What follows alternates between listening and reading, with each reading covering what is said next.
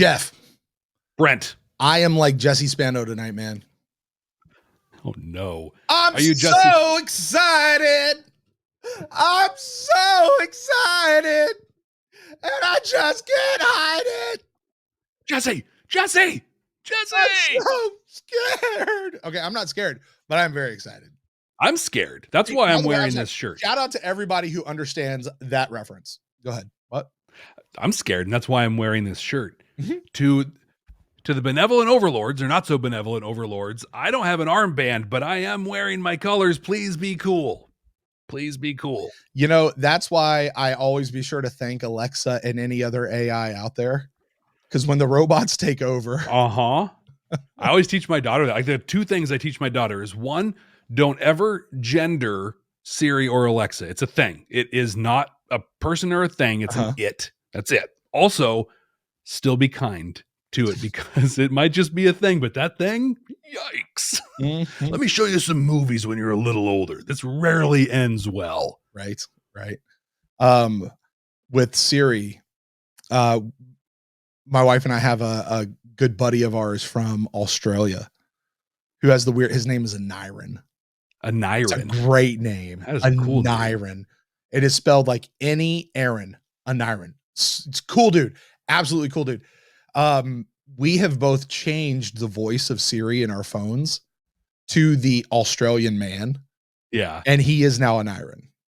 Like, we're just talking to an Iron. Like, it's the greatest thing.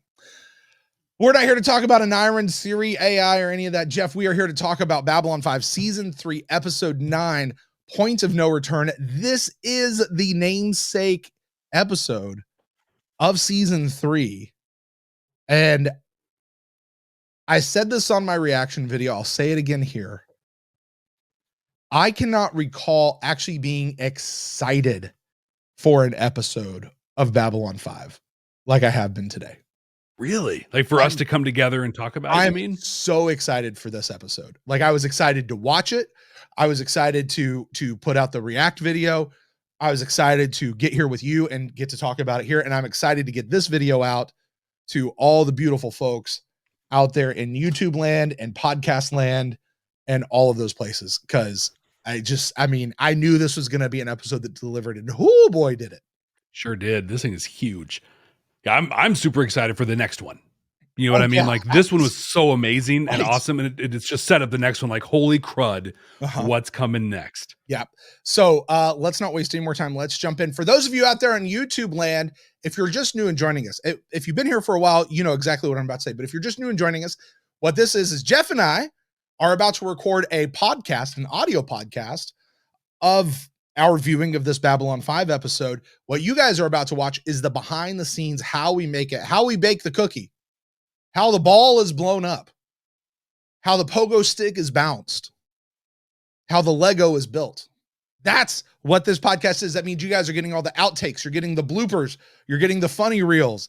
You're getting the rabbit trails that we go off on, and you're getting the full conversations that may or may not be getting cut down in the audio feed later.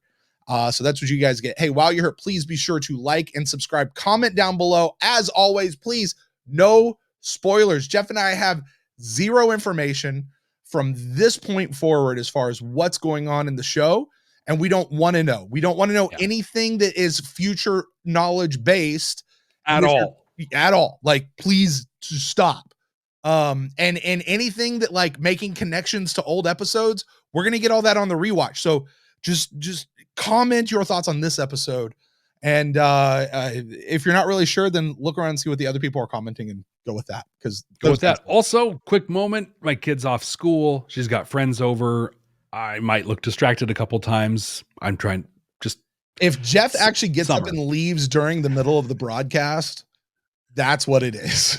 Yeah, it's all fine, but it's just, Jeff, how could you just get up and leave in the middle of a broadcast? You know, we are professionals here at Babylon 5 for the first time. There's very little in this world that I love and appreciate more than this community that we're talking to right now. But two of those things are my wife and my daughter, and they're out there right now. And one, I want to support them. Two, I don't want them to screw up the audio quality of this show. So shall we get started? Let's get started. Let's get into it, bub. Let's do it. First time? You're new here, Horace. Someday, somewhere, I'll make a difference. It's a mockery. I mean, we're not some deep space franchise. This station is about something. The year is 2023.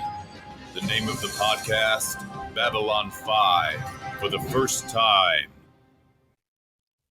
Welcome to Babylon 5 for the first time, not a Star Trek podcast.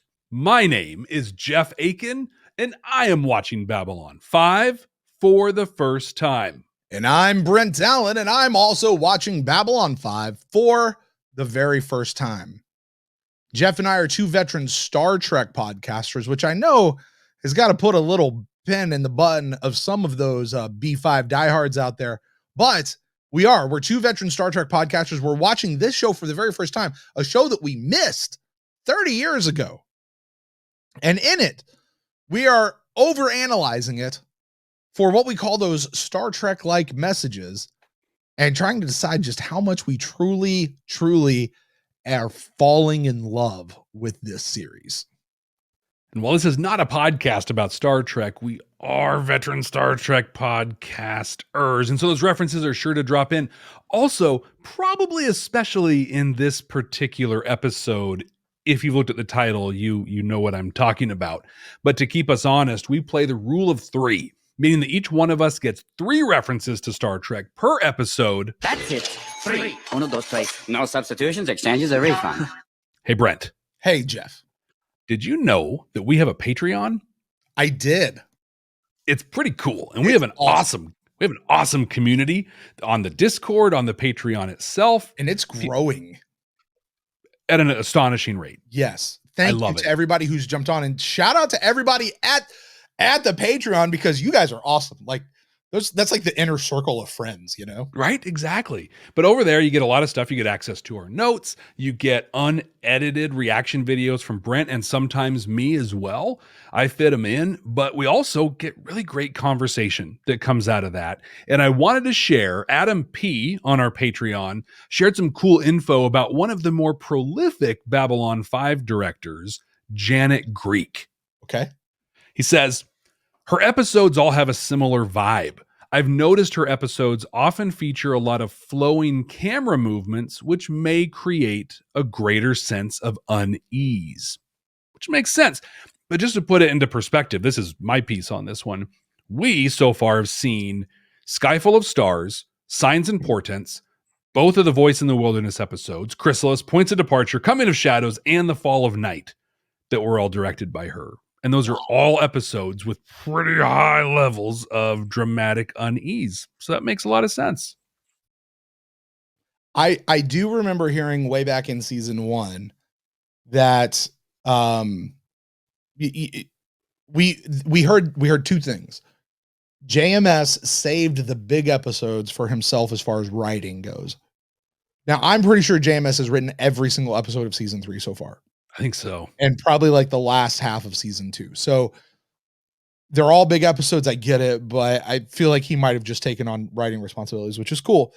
But the other one I remember hearing is the big episodes are also directed by Janet Greek. Like she's the heavy hitter director that he goes to. So it makes sense. Did you know that she actually directed Weird Al Yankovic's premiere music video, Hey Ricky? Did she? She did. That's fun. It's kind of cool. Was that like a film school project for her? I know. A little favor for somebody. Well, hey, right. I want to share a message that we got through our website. We have a website, babylon5first.com, the number 5 and the word first.com. And I apologize for mispronouncing this, but this is from Paye or Pale, maybe Polly, who shares their B5 story. They say, hello, I am a great fan of Babylon 5 and watched it for the first time during the 90s here in Sweden. Wow. Then I bought all the DVDs and watched it on and off. Now, 30 years later, I'm watching the series. Now, 30 years later, I'm watching the series with you two great guys. Your podcast and YouTube are great. And it's like kids at Christmas every day when I see the Brent watches and the reactions to the episode. Keep up the good work. Thank you. We will. And hey, Jeff. Yeah. Did you know we're great guys? I did not know that. I think we're also delightful and insightful. Insightful. That's the one I will always remember. I'm going to hold on to that. That's a great message. Shout out Sweden, by the way. Yeah, I'm thinking that obviously English not their first language, and so I mean, thank you. I know that took effort to write that message in a secondary language for you. That was great, very touching. Love it.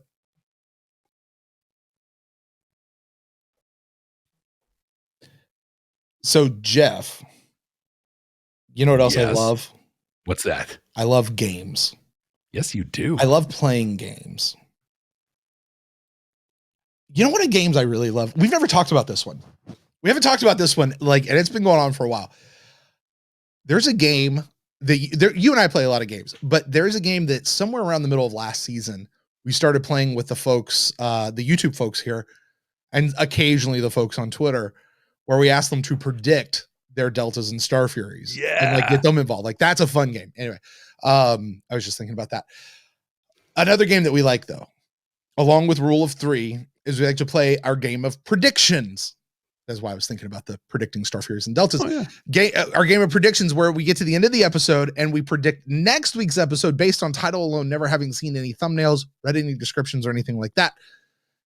Well, this is the spot of the show where we look back on our last week's episode where we did that prediction for this week's episode, and now it's time to see how close we were. Jeff, do you remember what you predicted Point of No Return was going to be about, and how close were you? I do remember, and I was about 98%. I am the king for the first time. You nailed this one better than I did. You absolutely did. Martial law will come to Babylon 5 and Sheridan will make his stand. Now, I did think it was going to lead to the secession. That's where I don't get 100%. Yep. That's going to come later where I talk about that. But yeah, I got, that's probably the closest I've ever been on one. Is it? Is it really? I think at least it feels, at least for closest I've been in like a season and a half. Well, I'm not going to steal that from you, man. I'm going to let you win this week because all I said was this would be the episode where Babylon 5 broke away from EarthGov, which did not happen.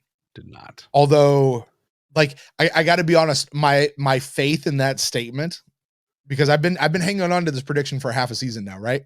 Like, my faith in that is getting a little shaken. I don't know if they're going to figure out a way around it or what's going to happen, but it still feels like that's at least where the writing is leading us. So feels like it. Yeah, I'm probably just going to stick with that as my prediction for every episode until it actually happens, or that's never happening.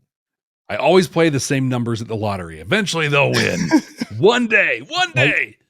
Did you know that more people win lottery just doing like quick pick stuff than they do actually like playing their own numbers? Yeah. Like nobody wins on their own numbers. Right.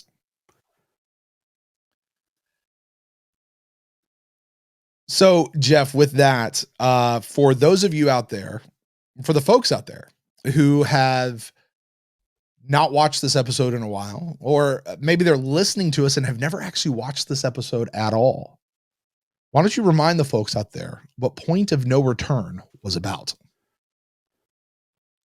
Lady Morella is on her way to Babylon 5.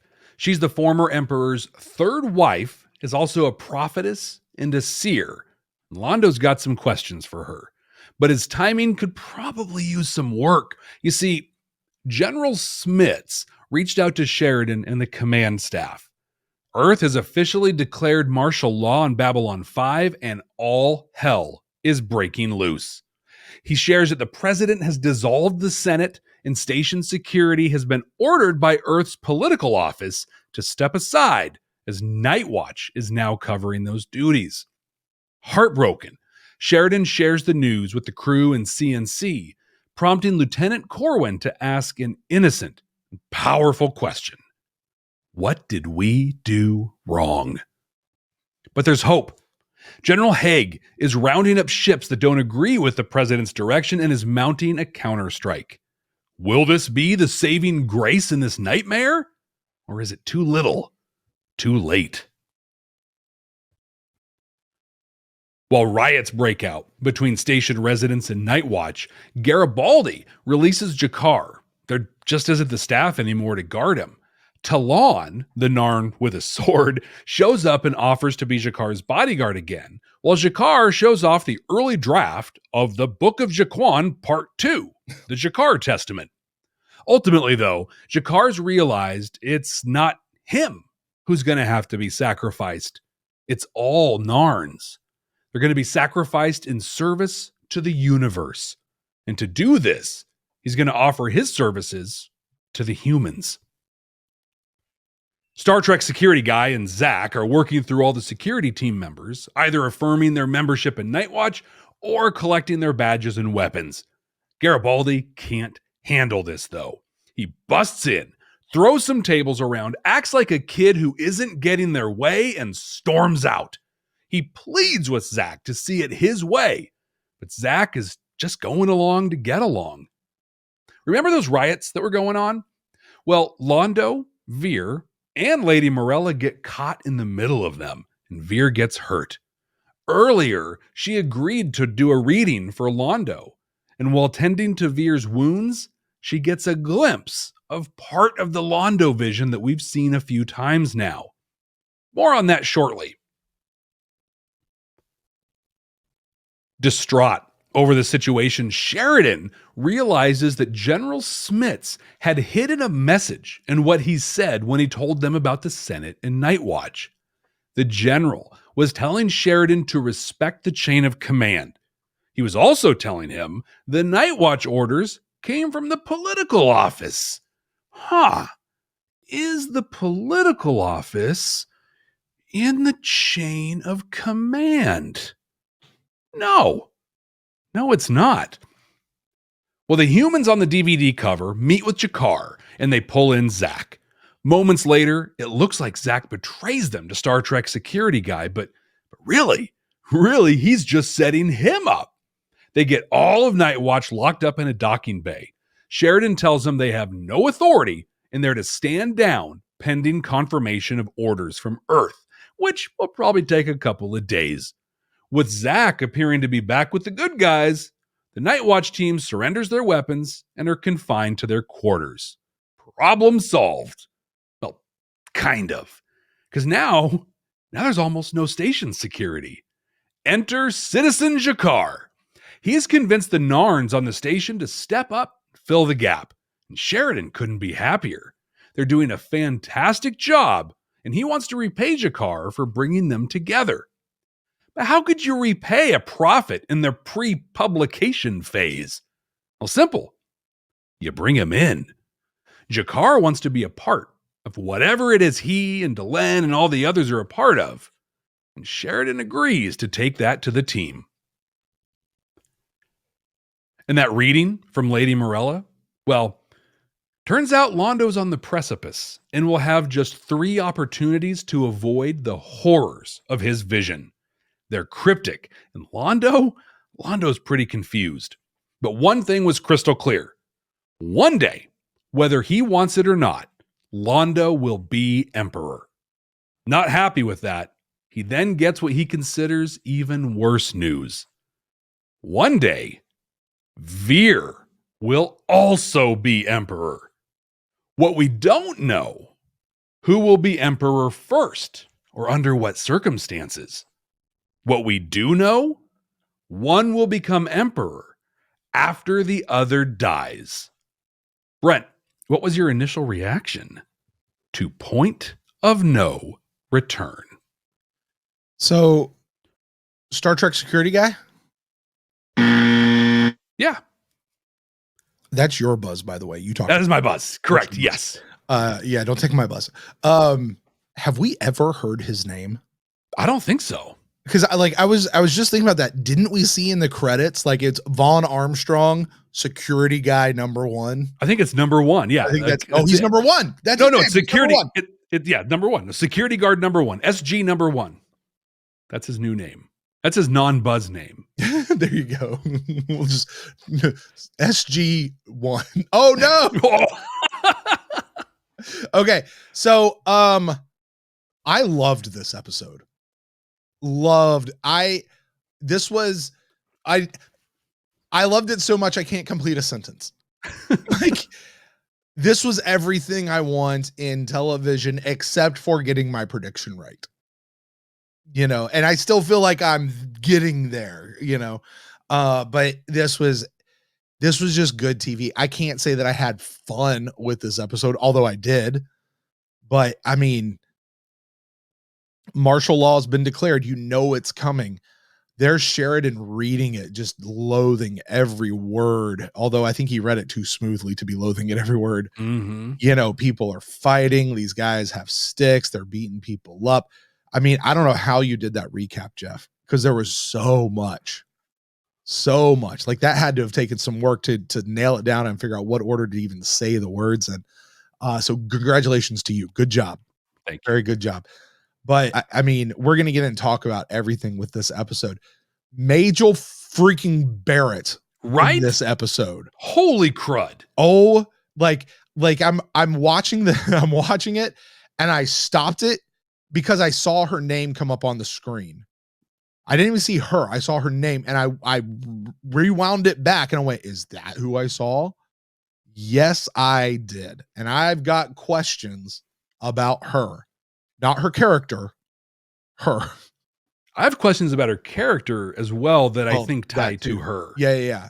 I think they might be the same questions, Jeff. I really do. I wouldn't be surprised. Right. You know, but listen, this gave us everybody but Delenn and Kosh. You know, and I don't know what was going on with Mira. Maybe this was just her week off. And why? I don't understand why we ever get an episode without Kosh, because all they literally have to do is set the costume up in the background. The cheapest character imaginable. Make him, you know what? Oh, Jeff, did you ever watch the old Masters of the Universe, He-Man Masters of the Universe cartoon? Oh, heck yeah. Okay. Do you remember Orko? Uh-huh. And do you remember that Orko was hidden in every episode and you had to find, oh, no. That was Lookie. That was Lookie and She-Ra. That's what it was. Which, but by it was the way, Orko. Well, so no, it was Lookie was the name. But I know what you're talking about. There was somebody was hidden. It was like a special cameo. You had to try to find him in every episode. That's what they should do with Kosh. Just he's somewhere. You see him in a window. You see him on screen TV. Did you ever watch the show Psych? Yeah, a couple times. Not big time. Oh, Jeff. Yeah. Oh, Jeff. It's a great show. It's a great show. I agree. I just never got into it. Do you know about the pineapple? No. In every episode, there's a pineapple. It's just random. And so it becomes a thing. Like you just look for the pineapple in you know, like he'll walk into the room and he'll have like a pineapple with the top cut off and a straw and he's just drinking out of it.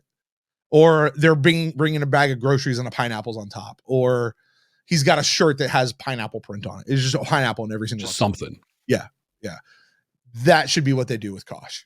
Totally. And it would make sense. She-Ra was a Larry DiTillio creation. That's where he and JMS first met. So he had a hand in hiding Lookie and then writing the whole like, hey kids, did you find Lookie in the episode? It'd be a natural transition for him to do the same thing with Kosh. There you go. Let me send that back in time.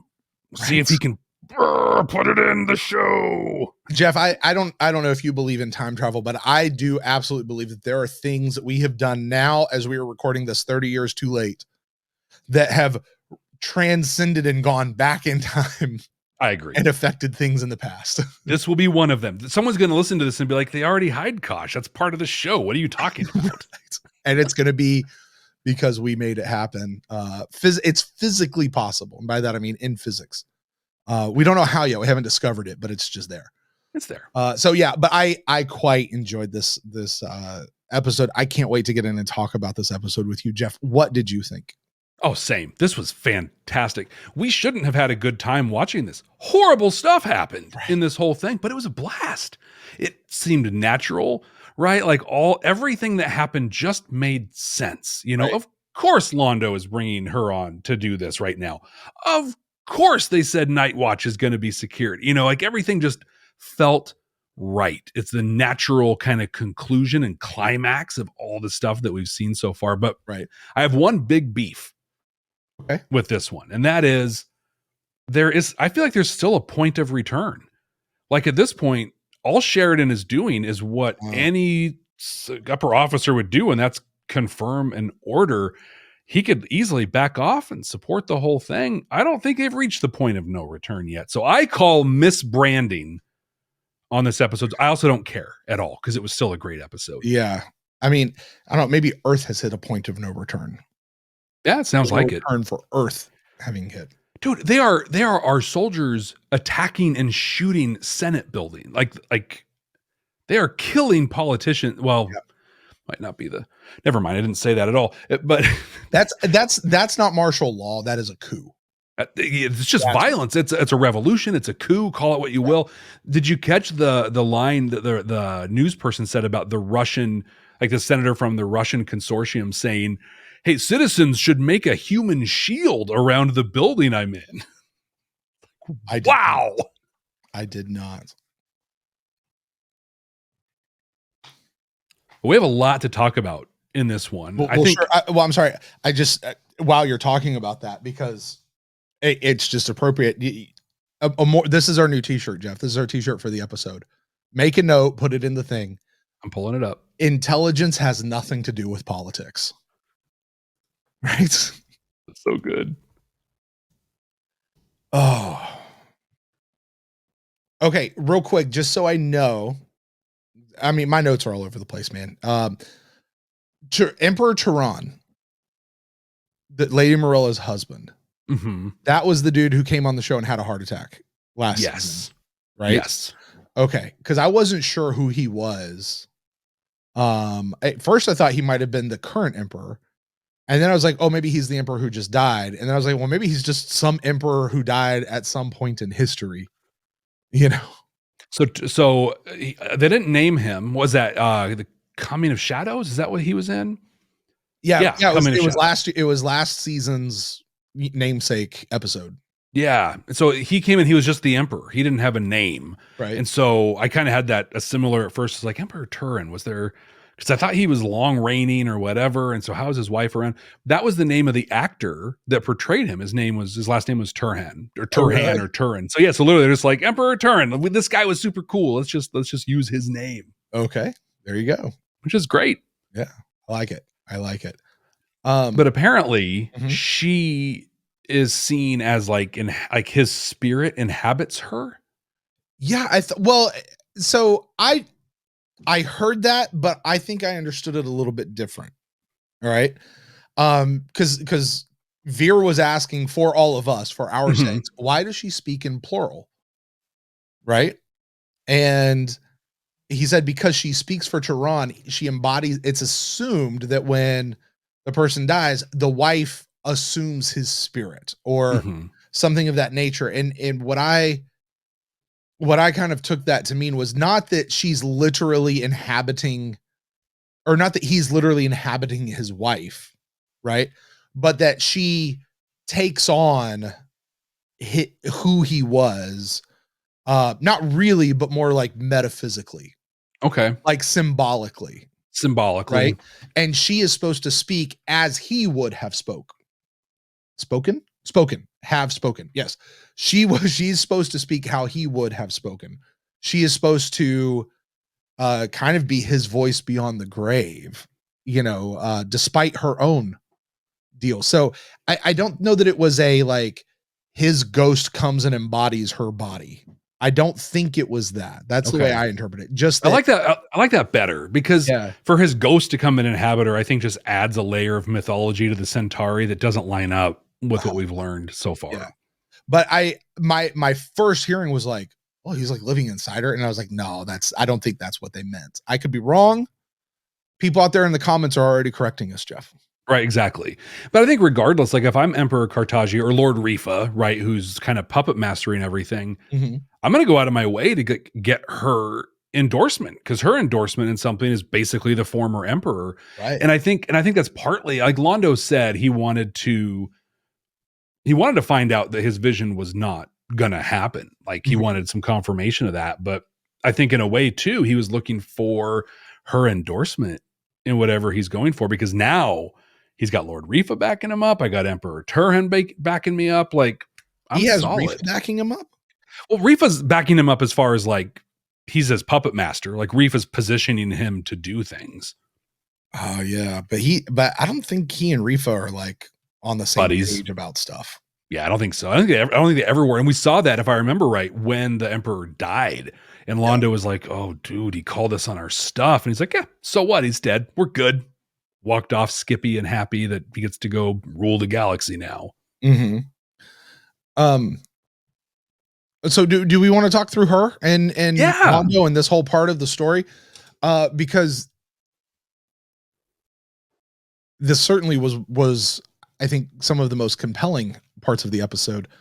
But my first question, in a really not compelling way, is how often is Vir going back and forth between Minbar and Babylon 5?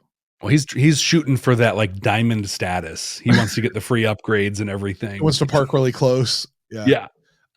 Because like I'm sitting here going, if he's going to be around all the time, then why effectively write him out of the show? I mean, he might not have actually gotten out of the show. This might be part of his character growth and development or something, but it felt like they were writing him off the show. It did feel like that. Yeah. But then, yeah, it's, and I think too, he literally comes back just to have Londo beat him up. Yeah. This is the second time we've seen him rip apart one of his reports, Mm-hmm. you know, and it's just so petty. So petty. Well, but think about it though, because like I was looking at, and it seems really petty, but if the royal court, if this is the way it works in the royal court, right? Vir does not understand how the royal court works. True. Londo does. And if you sit back and you actually listen to what Londo's saying, he's not saying, hey, this is the right thing to say. He's just saying, here's what the royal court is going to read and they're going to hear. Oh, by the way, remember what happened the last time a guy published a report like this? They tried to sterilize him. Then he had a really ugly wife, so we realized we didn't have to. Right? Like there is a bit of Londo kind of looking out for Vir in this, but he's doing it in a very Londo way that just kind of makes him seem like a big jerk face. Yeah, and I think too, where Vir sees everything differently. We saw that way back in the Winnie Cooper episode where, you know, hey, I'm the ambassador. No, I'm not, but I'm going to help you not have your arranged marriage. I forget what episode that happened in, but I don't know. It was a season 1 episode. Yeah, it's the one where Londo, I forgot how to dance. Exactly. Yeah, that guy. Great Londo moment, great Vir moments in that one too. That part where you're like, okay, Londo, man, he gets it. Like he's spent his whole life chasing after this, and he realizes that's not it. And now he's going to do something good with his life, and then he goes and mucks it up. Yeah, big time. And becomes like the villain of the show. And I think what he's doing is he's taking Vir, who has this fresh look on life, and he's trying to be honest and talk about things and whatever. And he's shoving him into that Centauri box and being like, no, this is how we talk about things. This is how we think about things. This is what you're going to do. I know that your value is that you see things differently, but nope. Toe this line. Yeah. Because Vir finally got sick of it this time. Vir was tired. Vir was tired. He's been up for 2 days writing that report, or however long it was. Yeah, and he's tired of getting to go to bed. And he's getting tired of being picked on, I think. He wants, I mean, I don't think he sees this as support. But no, he doesn't. No, he doesn't. So, but I got to tell you though, if this is what the royal court really is like, I think about that, you know, Londo says, he's like, they don't actually want the truth. They want to just feel like they're superior to everybody else. And that's how you want to write your reports. Just make them happy. And I mean, Jeff, if you ever, you're in positions, have you ever written a report, not necessarily based on the entire truth, but you're just writing it just to make people happy so that they never come and talk to you about it again? It's actually, I'm not going to tell the whole story. I talk about, don't get yourself fired, please. I know, right? I actually talk about this a little bit in the Starfleet Leadership Academy, but I've gotten really good at kind of the next level of what Londo is saying, of basically, I'll say the words that you want to hear, but I'm also going to say these other words that let you know that there's a lot more to this story. You know, like, yep, these things are trending as expected. However, expectations are not what they should be, you know, or something like that. You know, like, yeah, things are great. They're awesome. Here's your sound bite. Here's your thing you need. But also, we're not aiming at the right target. And so even if we do hit it, it's not going to help the project be successful or whatever. Right. So here's a question about Londo that I have. Do we want to talk about Vir? No, let's talk about Londo. Okay. We've been saying how Londo has turned to an irredeemable path. Yep. Now, to say that you're irredeemable means you cannot be redeemed. It's the definition. You're right. Is Londo actually irredeemable? Because his whole thing with her today was, do I have to go this way? And she's like, you have 3 chances of redemption. She's like, you've already burned 2. You only had 5 more left. So he had 5. Mm-hmm. You are down by 2, boy. He has 3. Those 3 are, well, I want to talk about what those 3 are. But she says he has the ability to be redeemed. Is he still redeemable? I think this goes back to a conversation you and I have had on a lot of episodes, right? The conversations about justice and things like that. Is anyone truly irredeemable? You know, like if we go back to passing through Gethsemane, that was one of the points I think of that episode, is that even when you have done the absolute worst, there's still hope of redemption for you. Sure, as long as we erase your memory.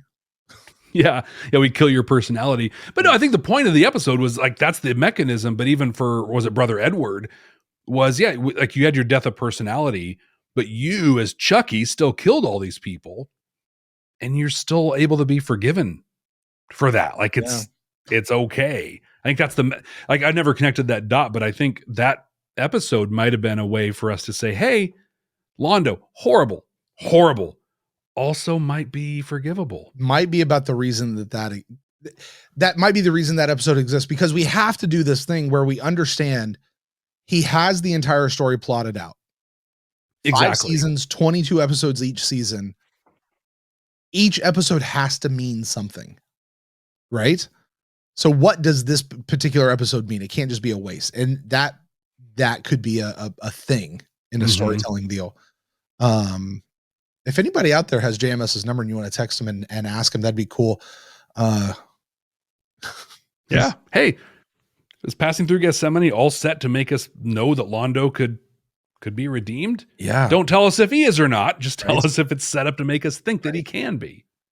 So she comes in and she eventually says, Londo says, he says to her, all I have ever wanted is to serve our people.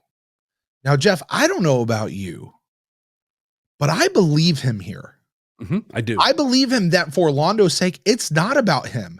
And it's not about his ascent to the throne as emperor, like it is for so many of his other people, like Rifa and all those other folks.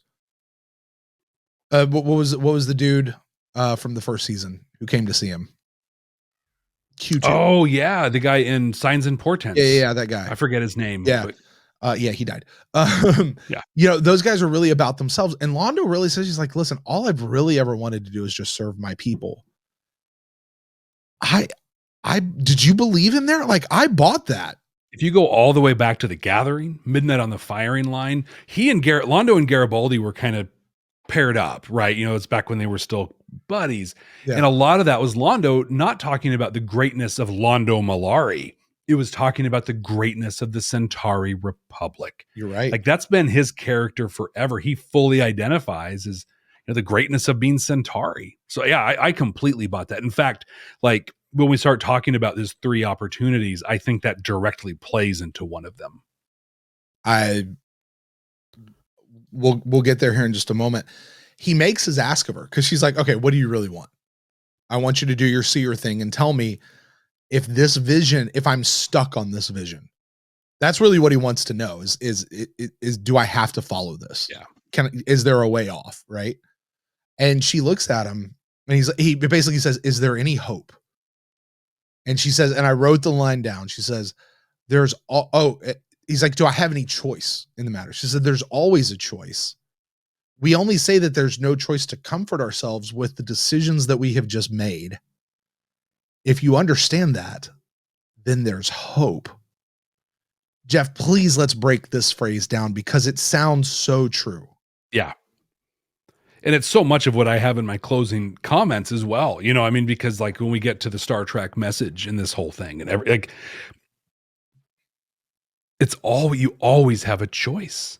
Yeah. And I think a thing that has always just really, I don't know, I've never understood, even as a kid, when people are like, well, I had no choice. I had no choice. You literally always do. Taking no action is a choice. Oh, I had to do this thing. No, you could have done nothing. Yeah. Like that's an option for you. Yeah. There's consequences to every choice. Well, because do you remember your response whenever people would say that as a kid? Oh, what, did they have a gun to your head? Right? Exactly. Then yeah, you had a choice, right? And even then, even if they had a gun to your head, you have a choice. You still have a choice, right? There's always a choice. Yeah. I look for any opportunity I can to quote Rush anytime. And this is one where in their hit Free Will, he says, when you choose not to decide, you still have made a choice. Yeah. There's a choice. At no time in our existence was in the movie Lean on Me. Mm-hmm. I think it was Lean on Me. Morgan Freeman was in that one. He's in prison and they're you got to do this, you got to do that. And he looks at him. He's like, all I got to do is stay black and die. And I remember when I was a kid, I'm like, oh, that's kind of fun. Wow, you're right. Yeah. Like that's all. Yeah. Apparently, you don't actually have to pay taxes because that used to be the thing. Yeah. Because I just got to pay taxes and die, but as we've That's a choice. You to actually pay don't tax. have to pay taxes, I guess. My daughter often pulls, you have to do this. You have to do this for me. And I'm like, sweetie, you'd be surprised at how little in life I actually have to do. What do you think about this concept of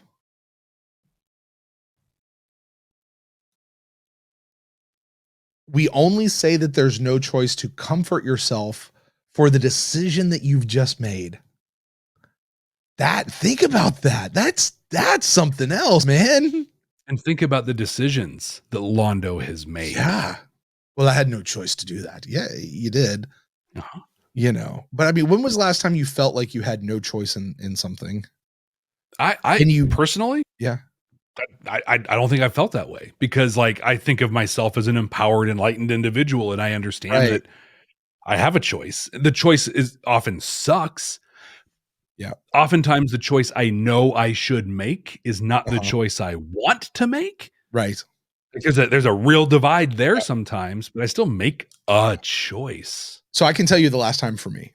Okay. All right. So last fall, my dog of 10 years got cancer and died, and it happened within 2 weeks. Yeah, it was so fast. It went so fast. You remember this. Mm-hmm. Loved her. She was the worst dog ever. She really no, she's joking. She was a good dog. She was a super easy dog, super amazing, but still she was a dog, right? Loved her. Kids loved her. We got her while my wife was pregnant with our first child, which is always an awesome time to get an animal, by the way. Yeah. Don't do that, guys. But so when she did pass away, there was another spot where I was like, you know what? I'm kind of okay not having an animal in the house for a while because we're busy. We go places. My kids are involved in sports every day of the week. We like to go travel when we get a chance. And there's always, you got to figure out something to do with the dang dog. I was like, and I'm okay not having a room in my house smell like dog food and having to check for accidents in the house and all this kind of stuff, So I was like, no dog, no animal. No animal. Now, you need to know something about Brent. I'm a dog guy. Yeah. I am. I'm a dog guy. And in my head, I was like, we're going to eventually get a dog. I'm just going to enjoy not having one for a while. And I was like, maybe after a while. Well, shortly after Halloween, my wife sends me a text message with a bunch of stuff. And she's like, hey, here's this newborn litter of dogs that were just born and they're trying to give them all homes and stuff. And I'm looking through at these just adorable, cute puppies. And I'm like, and the kids are, we want a dog. And the wife's like, we really probably ought to get a dog. And I was the one going, no, right. And she's like, how about one of these? And I went, fine. Okay. And I used the excuse, I really wasn't given a choice. My family wanted a dog. I didn't they overruled me. It wasn't my call. But to be honest, the only reason why we actually now have one of these dogs, because we got her for Christmas, Jeff. Got her for Christmas. The only reason we now have one of these dogs is because I said yes. Mm-hmm. Because we would not have gotten that dog if I continued to say no. But I kept saying, but this is a very minuscule part of this whole deal. But I I agreed and said yes, but I didn't have a choice to justify what truthfully was my own want, because I'm a dog guy. I wanted selfishly, you wanted it, and your really family wanted it. Yeah. but I could blame them for wanting it and not have to take responsibility. Exactly. And then I still get that's to be the thing. Now I get to be you wanted the dog, not me. Right. Yeah. There's poop all over the place because of you. Yeah.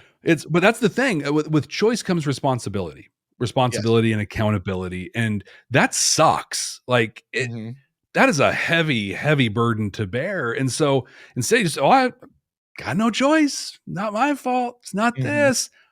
No, it is. It's you still made the choice. And I feel like for Londo especially, like that was a slap in the face when a necessary slap in the face when she said that. It's just like, you are responsible, just like Technomage said. You're responsible for the death of millions, if not billions, and it's because of your choice that you made, and you're just trying to comfort yourself and feel better about it.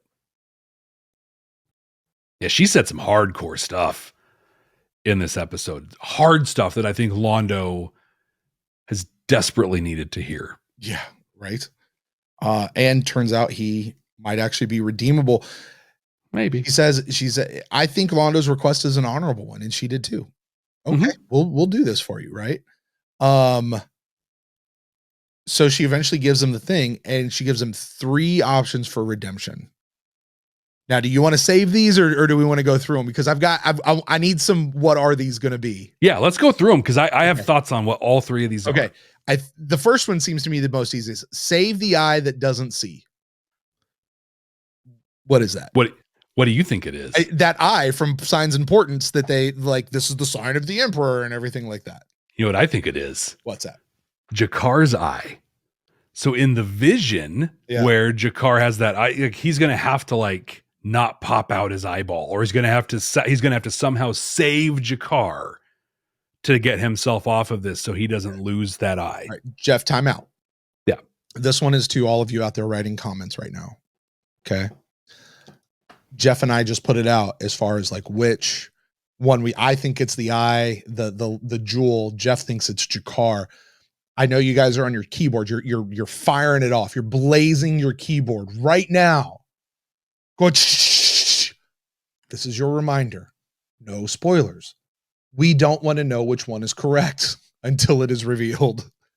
Thank you. Time in.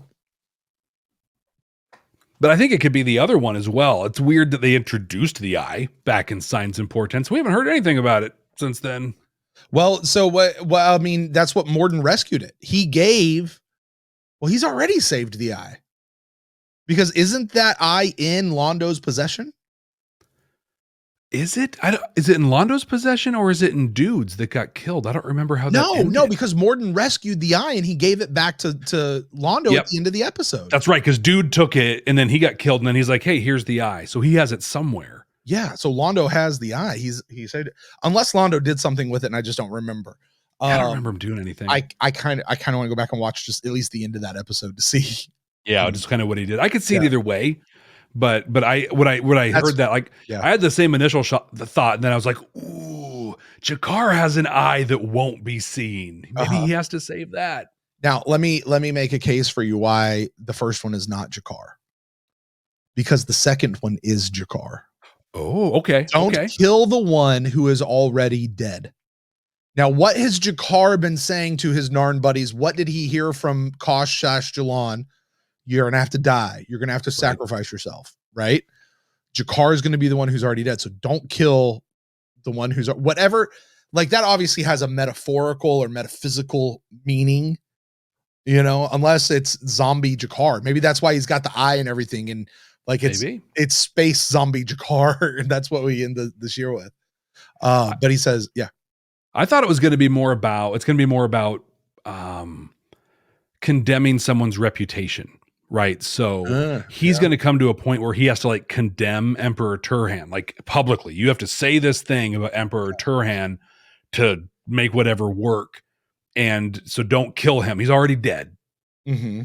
Don't kill him, which speaks a little bit to some of the other stuff that Lady Morella was saying about greatness and how like when you're dead, then people can say you're great. So don't kill him. Again, just let him be great. Interesting. All right, and the third one says, surrender yourself to your greatest fear, knowing it will destroy you. What is Londo's greatest fear? Losing the Centauri Republic. The thing he wants to serve. Yeah. Being gone. Yeah, I think it's going to have to be something of that nature, right? I think that's it as well. His greatest fear is the Centauri dying or whatever. Yeah. Yeah.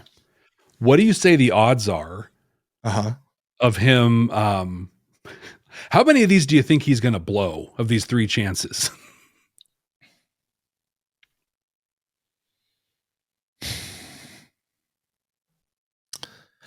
I mean, from a storytelling standpoint, because she gave them in a specific order, right? Yep. So from a storytelling standpoint, we should see him try the first one and then fail, try the second one and then fail, and then try the third one and finally succeed, because it's got to get to the redemption of Londo Mollari by the end, right? Unless they're going to subvert expectations and there is no redeeming Londo, which I don't think we're in the mid 90s like that just yet. So it's either that or he does all 3 of them. And I given the first 2 and that those are in a specific order, I kind of feel like all 3 of these might be the thing. Yeah. Like he does all 3 of them. Wow. You know, that's my guess. I could be wrong. I probably am. No spoilers, folks.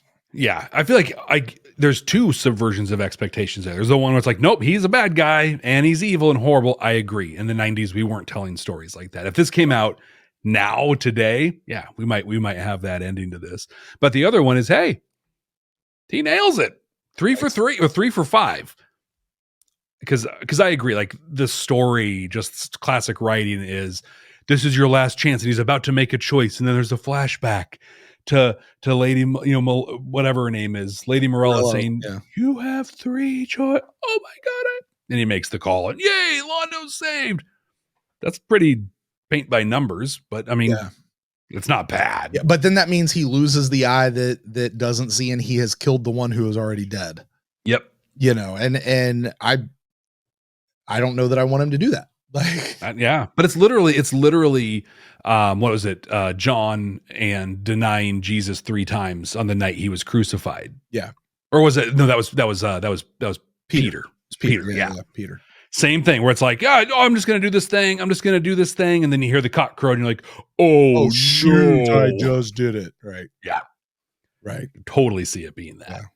Now, John was the one who like stayed so close that Jesus was eventually like, take care of my mom, dude. Yeah. Like, anyway. And John the Beloved. Right. So Londo is going to be the emperor. Yeah. We have confirmed that, at least as far as the vision goes. But she did say with pretty good certainty, like, you will be emperor. You're not getting out of that one. Like, so despite all the, the future's unwritten, and because remember, I had a big problem with that back in Signs of Importance. When she's like, oh, this is the vision I see. This is the vision I see. And then she's like, well, it might not be. And I'm like, you take all the teeth out of a prophecy when you do that. Like, I wonder too, if he had not blown the other 2 things, I wonder, like, is that like, exactly. Yeah. That's a good question. But I wonder if he had not blown one of them or not blown both of them, would there then be a chance he wasn't going to be emperor? But it's like, nope, you blew these things. And so now you're on this path and this is going to happen. Yeah. Yeah. So he's going to be emperor. We saw again the vision of him coughing, which, by the way, you remember when he saw him cough that one time back in somewhere in season 2? That was the fall of night. What was it? It was that late in the season, and we're like, oh, he's coughing. Oh, that's a thing. We haven't seen him cough once. Yeah. So anyway, but he's going to be emperor. And then she turns around and she goes, oh, by the way, Vir, you're also going to be emperor. Now, Jeff, I've got to show you something. Okay. You have no idea that this is coming. No. For those of you out there that are watching or listening to the audio feed, I beg you, go to our YouTube channel and watch this. I'm going to play for you a clip from my Brent watches video Okay. of this moment when she tells Vir that he's going to be emperor. So real quick, just so people know, Yeah. I generally don't watch the Brent Watches videos until after we record this. So Yes. I haven't seen this. Yes. So this is going to be new for all of us. Cool. Yeah. So Jeff's never seen this one. All right, you ready? Here we go. One more thing. You will be emperor. That part of your destiny cannot be avoided. I see. Interesting. We've been wondering if he was You going to will be also emperor. be emperor. Vir? What? Really? I'm laughing. Okay. Thought you were joking. My response was exactly what Vir's was. Prophecy here. I realized in the middle of laughing that I was matching Vir's Right. laugh. Like, Yeah, you have a twofold. very Vir laugh. Oh man. Wow. It says so much though that like that was your reaction. It was his reaction. That was your reaction. Well, and then when she's like, I'm not joking, like he stops laughing and so did I. Was like, oh. Because he pointed, I pointed. It was so she basically gives him like the Professor Trelawney prediction. Like neither can live while the other survives. Like one of you is going to be, you're both going to be emperor, but one of you will only be after the other one dies. yeah. Right. My assumption is Londo's the emperor first, and then he's going to die, and then it's Vir later on. All right, you ready? Prediction time. Okay. Get it out. And I hate to say this, but I believe that this show is going to have to end with Londo's death, and Vir ascends to the throne afterwards. Okay. I hate the idea that Londo dies because that means that anything past this point, Londo's not a part of it. Mm-hmm. And we know there's a few movies and stuff like that. But I really, you know what this feels like to me? This feels like Rom becoming the Grand Nagus at the end of Deep Space. 100%. I was just thinking the exact same thing. Yep. Just of all the people to get that spot, it's this guy right here. Well, and the thing is too, because like Vir's going to do the same thing. Rom becomes the Grand Nagus and he starts putting all these reforms in place and you know, changing the course of Ferenginar and the Ferengi. Vir's going to do the exact same thing as the Centauri Emperor. He's going to start rolling stuff back and changing things. It is very much going to be the same. Difference being that like Quark would have to die for Rom to become Grand Nagus, you know, like a beloved character in this. And I agree. It's like, I don't want Londo to die. Also, like he looked super old in the vision as Londo, and there's only a year and a half left, or 2.5 years left. Do we get a time jump, Jeff? We have to. Oh my gosh. I hope we must. Jump. Oh, I hate time jumps because it's like, that just feels like cheating. Or it'll be like the end of the first season of Caprica, where they're like, okay, episode's done, we're canceled, so I'm going to give you a 20-minute like narrative on all the cool stuff we were going to do after this, sort of a thing. Basically season 4 of Enterprise. Exactly. Hey, here you go. Going to be this. No. Oh. The ending scene between Londo and Vir sitting on that couch was comic gold. They're both looking at each other, eyeing each other down because they don't know who's first, right? And he's like, "You want to go to dinner?" "No, I'm not hungry. I made your favorite spoo." They said spoo. They said spoo reference.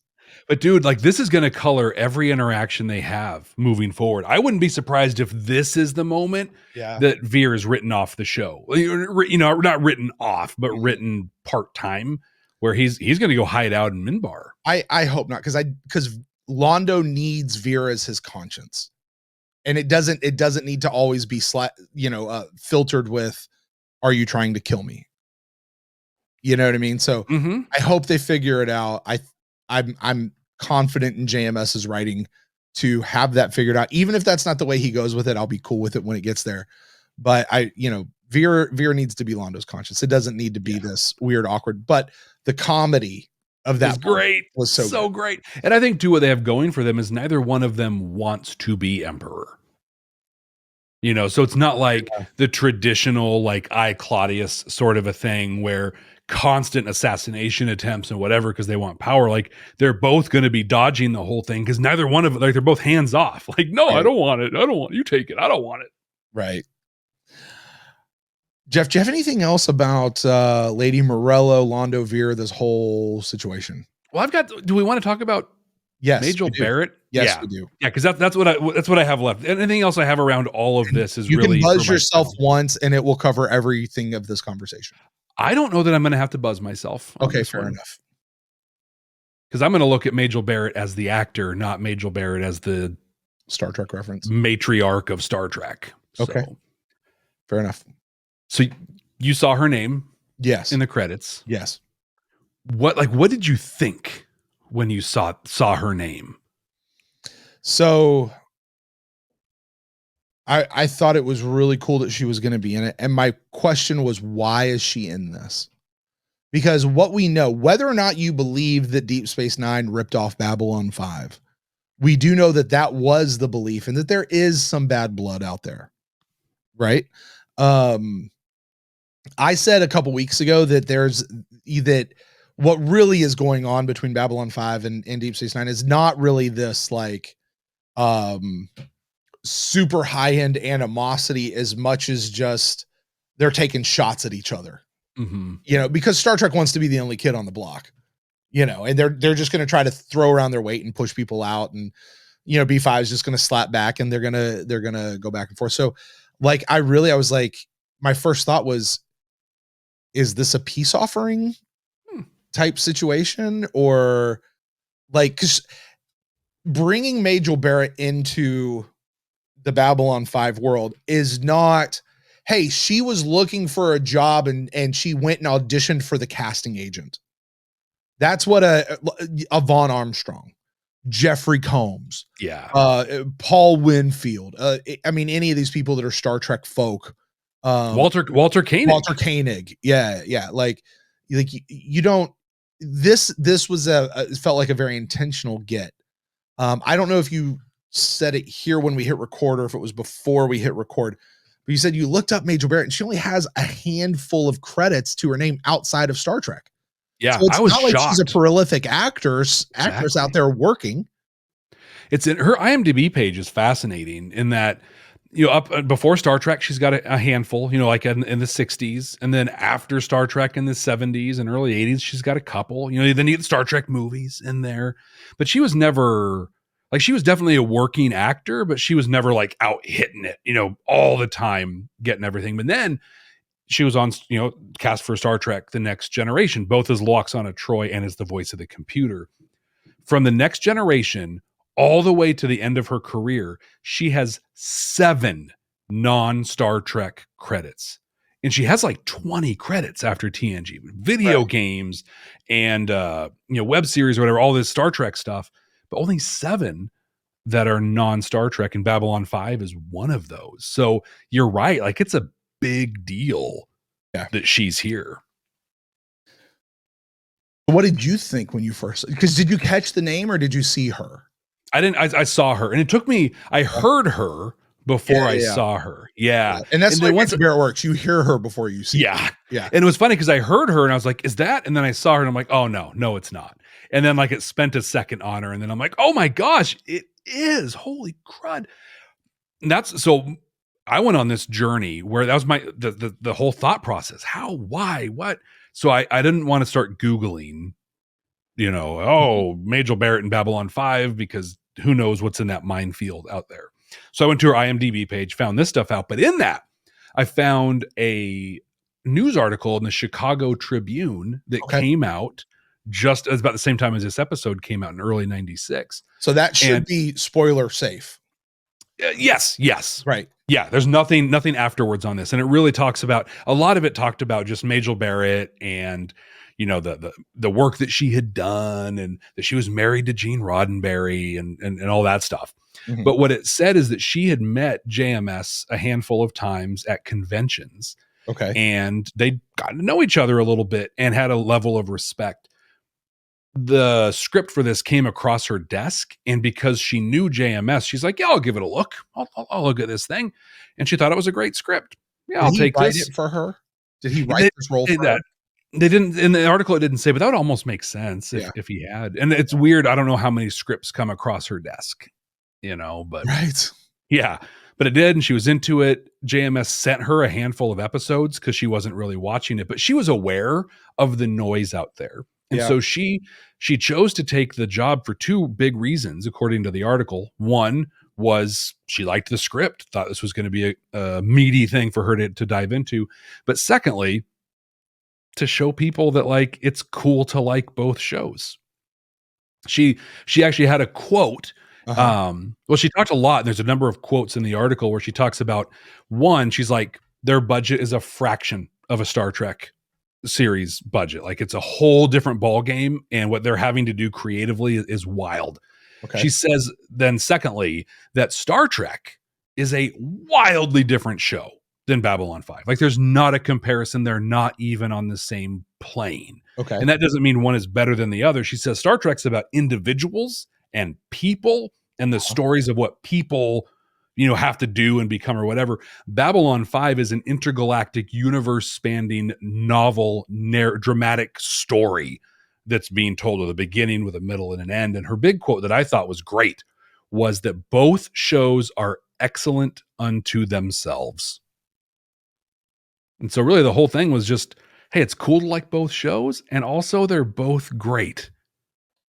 Which that actually sounds very familiar, Jeff.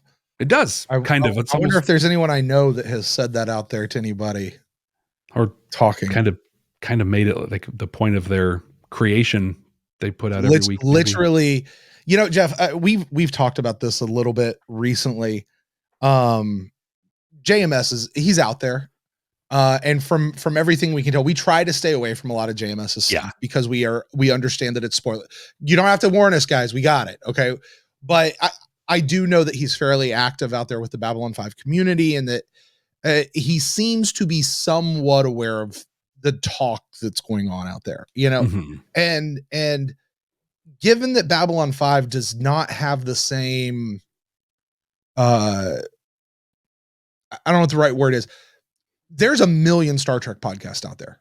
Oh yeah. When we started this show, we counted like 3. Right. And I think 2 of those were inactive. Yeah.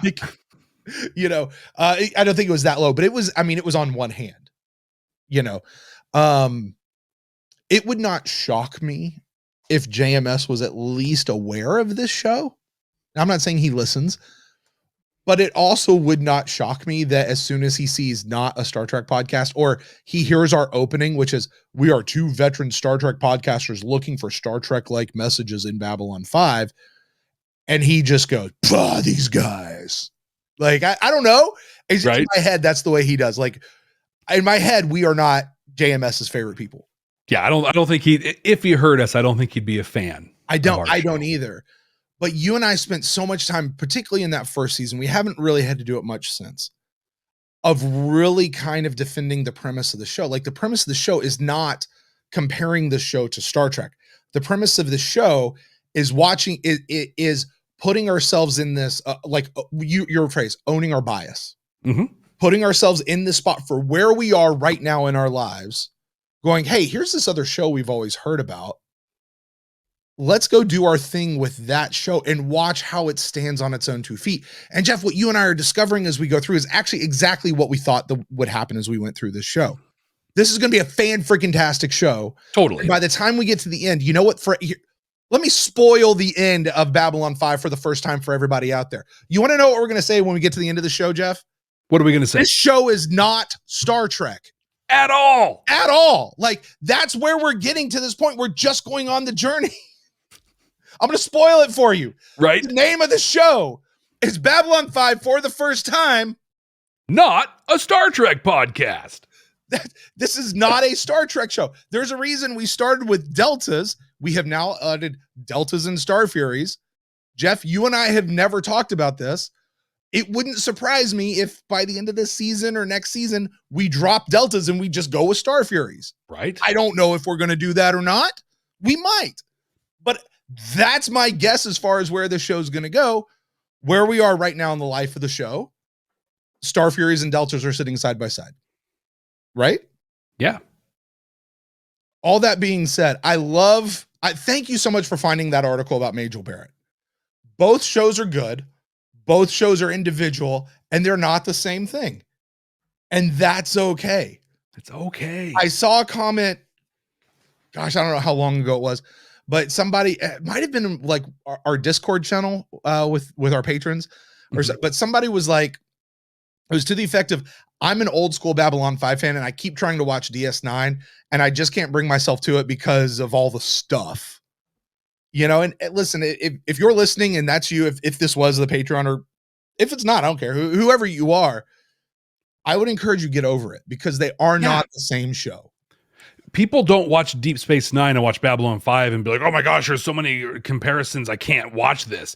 They watch Babylon 5 and go, man, this is a great show. This is awesome. Do the same thing with Deep Space Nine. And honestly, it's a great show. I think that's what the comment said, was it's easier for people to go from Deep Space Nine to Babylon 5 than it is to go from Babylon 5 to Deep Space Nine. Okay, yeah. To be fair, that was, I think, the premise of that comment. I think it's easier because of your own stuff and your own baggage you're carrying into it. Let it go. Let it Just go. enjoy the show and let it be its own thing. You know what? If you're carrying that baggage, that's a choice you're making to continue to carry it.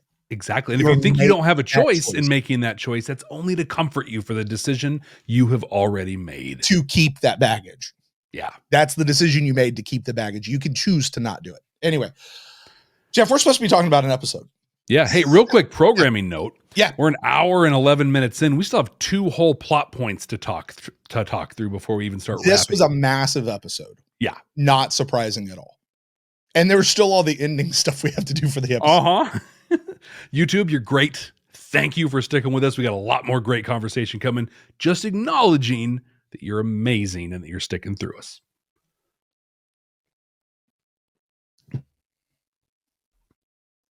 So, should we go to Garibaldi next? His might be a little on the easier side to get through. We can do it. I don't know about easy, because I have a lot of thoughts about Garibaldi on this one. Okay. I have a lot. I mean, because the 2 plots I've got is I've got Garibaldi, and then we've got Sheridan and the stuff with the martial law. Is that also we have a little bit on Jakar, but I think that wraps into the martial law stuff. Okay, let's go to Garibaldi then. Okay.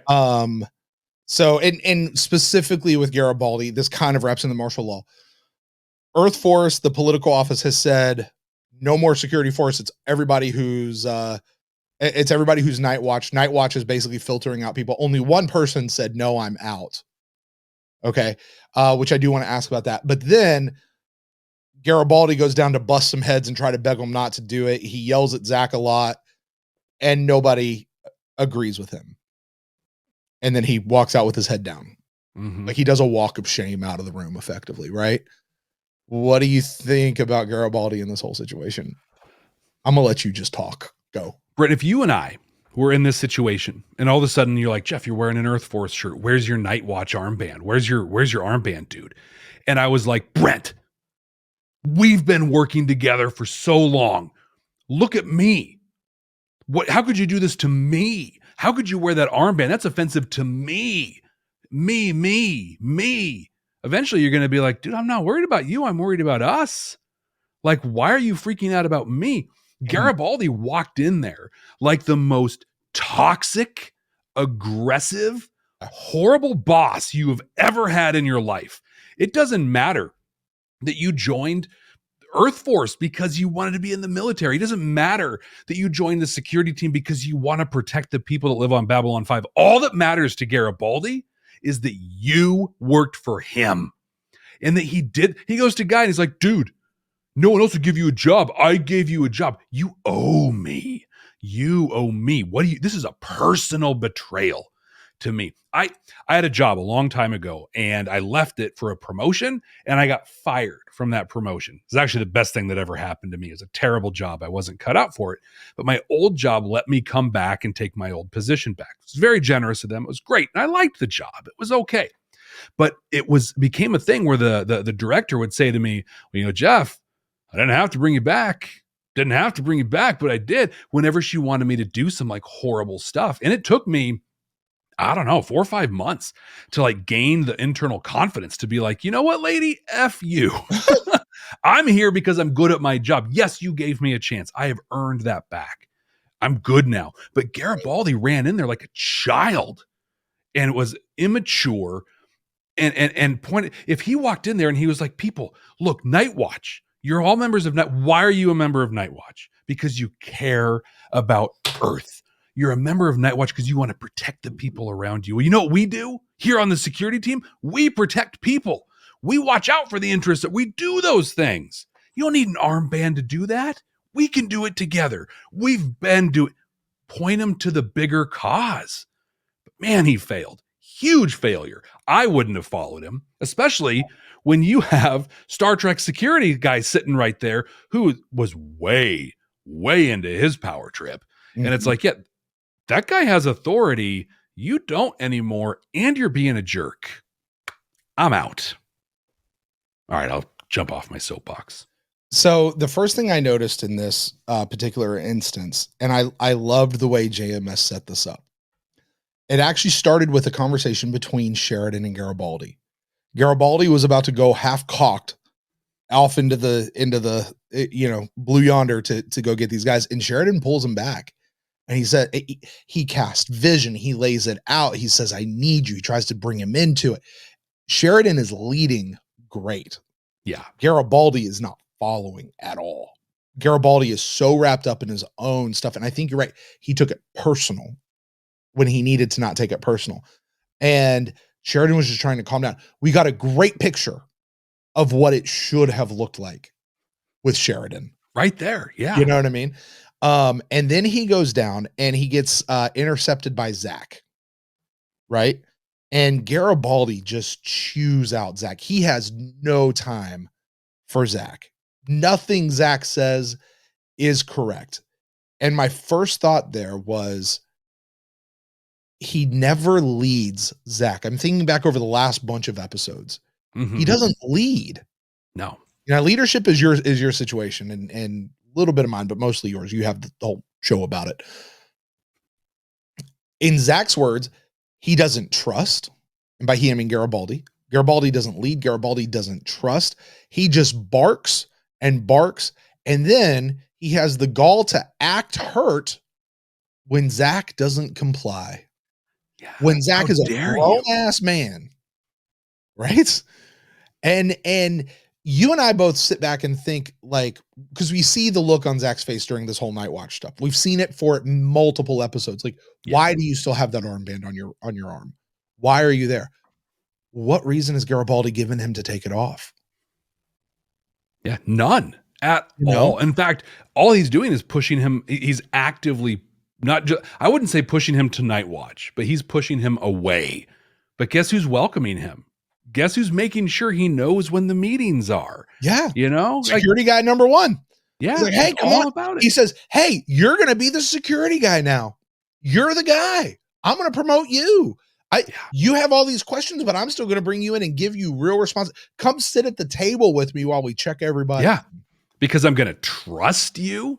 I'm going to listen to you. I'm going to blow it off a little bit, but I'm going to kind of explain away what we're doing. I'm going to at least make you feel like you're included. I'm not saying that guy was good, but he was doing something that Garibaldi wasn't. But then I'm sitting here, Jeff, and I'm watching this whole line of people. One person turned in his badge and gun. Everybody else accepted the armband. And then you see everybody out there who is a part of Nightwatch, right? And the thought occurs to me, why are so many people on board the station on board with Nightwatch? Why are more people not being like, hey, this isn't right. This isn't okay. This isn't why I signed on to be a security person, unless it was, to be honest with you. Is it for their own power trip? Remember what security guy is number one? Babylon 5 belongs to the Nightwatch now. Right? Like, is it really their own power trip? Zach clearly wasn't comfortable, but he stayed. Or is it Because if Garibaldi was a better leader, more of the security folks would be not okay with Nightwatch. If everything you do as a leader, you expect to get paid back for, if it's transactional, like it apparently is with Garibaldi, dude, I hooked you up with your wife. Yeah. Where's my payback for that? Yeah, I'm going to go anywhere else. But I think quite a few other ones turned in their badge and gun. I think they just showed us the one when Garibaldi flipped the table. There was a small stack of weapons on it. Okay. And then I think near the end, when they were talking about when he locked up Nightwatch, when Sheridan did his super cool thing at the end, I think it was Franklin made the comment. He's like, our security force is cut in half now. And I think it was in half. So like half went Nightwatch, half didn't. Fair enough. That was the gap they had to fill. But still, if half are down for it, let's just run it by the numbers. Half of security is down with Nightwatch. I'm going to say at least a third of them are Zach going along to get along, like whatever. Yep. There's a third that are just like, hey, they pay me 50 more credits a week, whatever. And then a third of them are SG1, you know, just like, yeah, let's go beat up some aliens and beat up some shopkeepers. If I could amend what you just said, they're the middle third. Hey, they're paying me $50. I think more of that middle third is like, hey, this is our job. This is what we do. We are Earth Force people, and this is what our president is now telling us to do. Yeah. Like it's not a, hey, we're on a power trip. It's just, no, this is actually what we're here. Like, we're being told by our commander in chief to do this. Yeah. I'm security. They're telling me we got to do security. This is what I do. And this is my job. And this is how I keep my job. So I'm going to do that, you know? But I really think, you know, if Garibaldi was a better leader, that this would not have been an issue. And I get it from a writing standpoint, and even from a thing of like, hey, not so much a you owe me. I hooked you up with your wife. I did this. I brought you in. I gave you a chance. As much as, hey, we have an established relationship. You can trust me. But what he didn't do is he didn't cast a vision for why they shouldn't be a part of Nightwatch. He didn't tell them why what Earth Force is trying to do is wrong. He didn't it was just a, hey, just follow me. Just be with me. Because as you said, you owe me. We have the relationship. Stay with me. And they're like, no. You know, I the second time I watched third time actually I watched this. This was a great episode, by the way. We talked about that a little bit. Third time I watched this episode during that scene, I was just thinking to myself, this was my favorite character out of the first season. Garibaldi. Wow. Yeah, Garibaldi. I'm like, I can't stand this season so far. What, 9 episodes in, and I'm just like, it has been fail after fail after fail with him. That's sad. Yeah. But I think, but like the saving grace in a lot of it, like you said, was Sheridan. Sheridan was both amazing in this episode and a really great example of one of the biggest dangers of leadership as well. I think he was out of touch with some stuff in this one that was not his fault in any way, but for the most part, he was fantastic. I loved when he pulled the group together in the CNC and just told them like, hey guys, this is what's going down. This is what's happening and what it means for you. That was excellent leadership, great management. And he told them what he expected. I want you guys just to keep doing your job as normal. And then he told them why. That was my favorite part. He said, because people out there are going to be freaking out and we need you to help them just feel like things are normal so we don't flip everybody out. Yeah. You know, again, that casting that vision, letting people know why they're doing what they're doing so that they can keep doing it. And, you know, the part that I found most compelling was the lieutenant that just got promoted. Yeah, Corwin. Yeah, he's down there. He's the only one in CNC who's allowed to talk, by the way. Exactly. Yeah. He's the only one that got to be a lieutenant to talk. Yeah. Right. Or, you know, part of the actors union. That SAG card. Right. His question goes, what did we do wrong? Yeah. I'm like, I mean, what do people think? Like, why are we doing this? What did we do wrong? How did we get to this spot? Yeah. You know, well, I think usually, I'm sorry, go ahead. Oh, I was just going to say, like, we can talk about that a little bit, but more than that, to pick up on the Sheridan as a leader thing. Yeah. He's created this safe space where Corwin can ask that Yeah. and not be afraid. If this was Zach asking security guard number 1 about that, he'd be terrified of what was going to happen to him. But Corwin feels comfortable asking that. And was it last week or the week before? The week before, where Ivanova had to feel him out and see if he was cool with like the stuff going on, the pro anti-Earth stuff. And she asked him 2 questions and is like, no. A guy who is cool with the stuff Sheridan and crew are doing is the guy who asks questions like that. Yeah. Yeah. So what that brought to me, though, when he said, what have we done? And my answer for that usually is because you didn't do anything, because you didn't do what you were supposed to do. And in my own life, there was several years ago, I was a part of an organization, very large organization, lots of people. And it was a great organization, but it slowly started being not great. And it slowly started focusing in on leadership. Leadership went bad, basically, and I was very much kind of like middle part of that, maybe upper middle, like, I was there, but I was kind of an arm's distance away, and I remember like within the organization, like there was some stuff you're like, I don't know if that's cool or not, but that's not my job. So whatever, I'm gonna let it go. And things just got worse and worse until all of a sudden everything just blew up. And we all kind of had to deal with those people in leadership were removed and gone. And we had to deal with the fallout of this, and when you sat back and you go, well, why is this happening? Why are we having to go through all this stuff now? What is going on? And the answer was it was this question: what did we do wrong? Well, you didn't speak up. Exactly. Now, in a political situation, how do you speak up? Is it protesting? Is it, are you just going to protest every single thing that a leader does that you don't like? No. I don't know what they could have done differently, especially the guys out at B5. Like, they're just doing their jobs, but I think back to a couple years ago in America, in our own country, and we hear, it's not just America, because we've heard about this in various countries all over the world. I'm just closest to the one that's my own country, where basically we had a leader who tried to take over and stay in power beyond his time. And a lot of people jumped into that. And you sit back and you go, how did we get to this spot? Because certain people didn't do, and frankly, how did we get there? Because certain people, particularly those who were in power, didn't step up and say no. Yeah. And that's what we did wrong. That's typically the answer. I don't know what the answer is here. Right. But when I sit back and go, what did we do wrong? Well, you let Clark get in office. Yeah.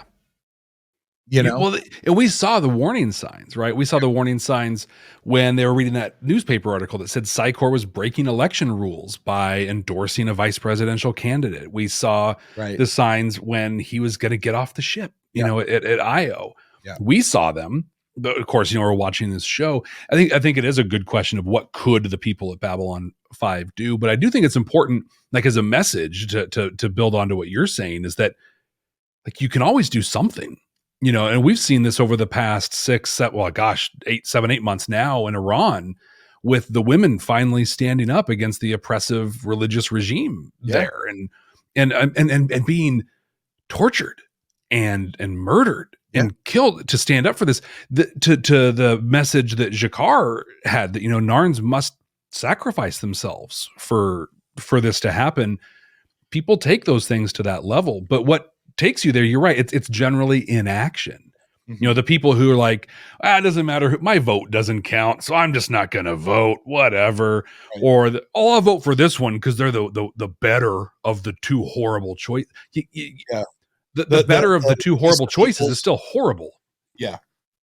Yeah. And we do those things that lead to that. But I think as a leadership guy, as a management thing, every leader should create a place where people are feel open in questioning, not necessarily disobeying, but just asking the question, why? Tell me why we're doing this. Yeah.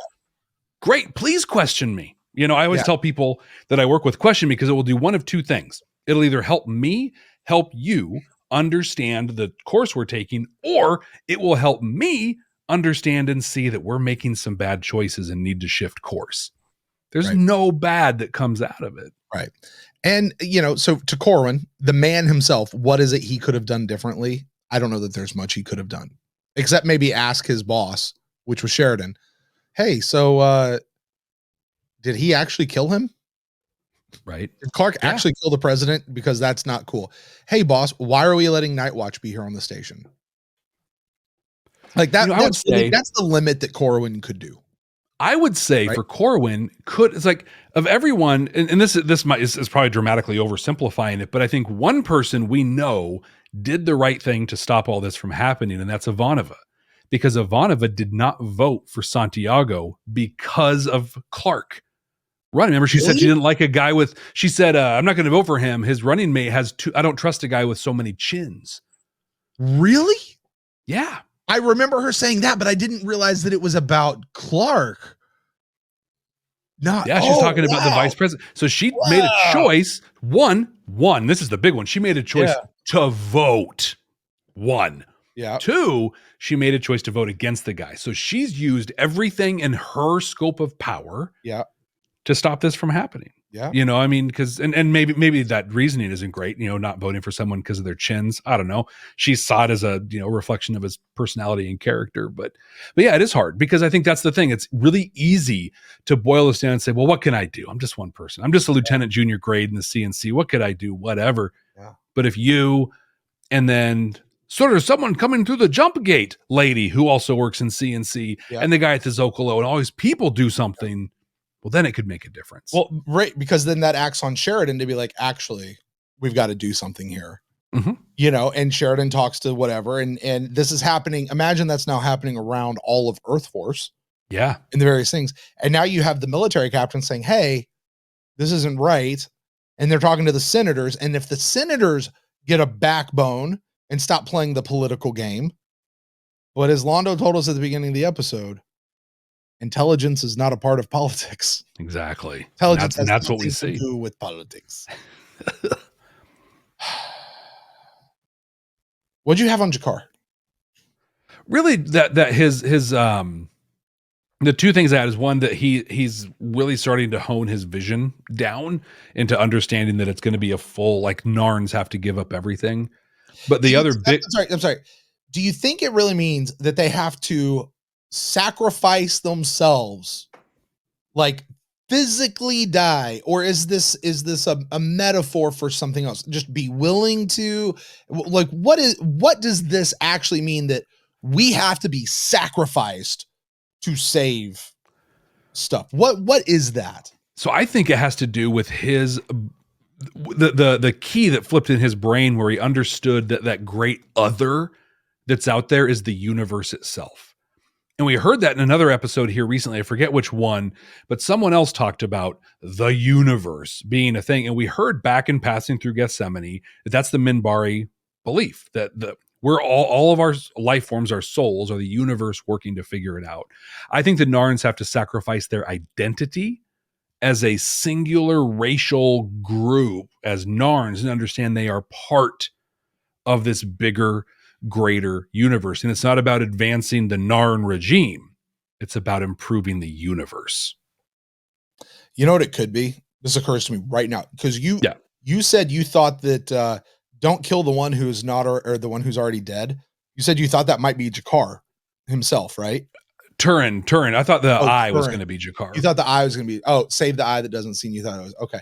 Well, okay. Then let me go to my other thought then. Yeah. What I thought you said.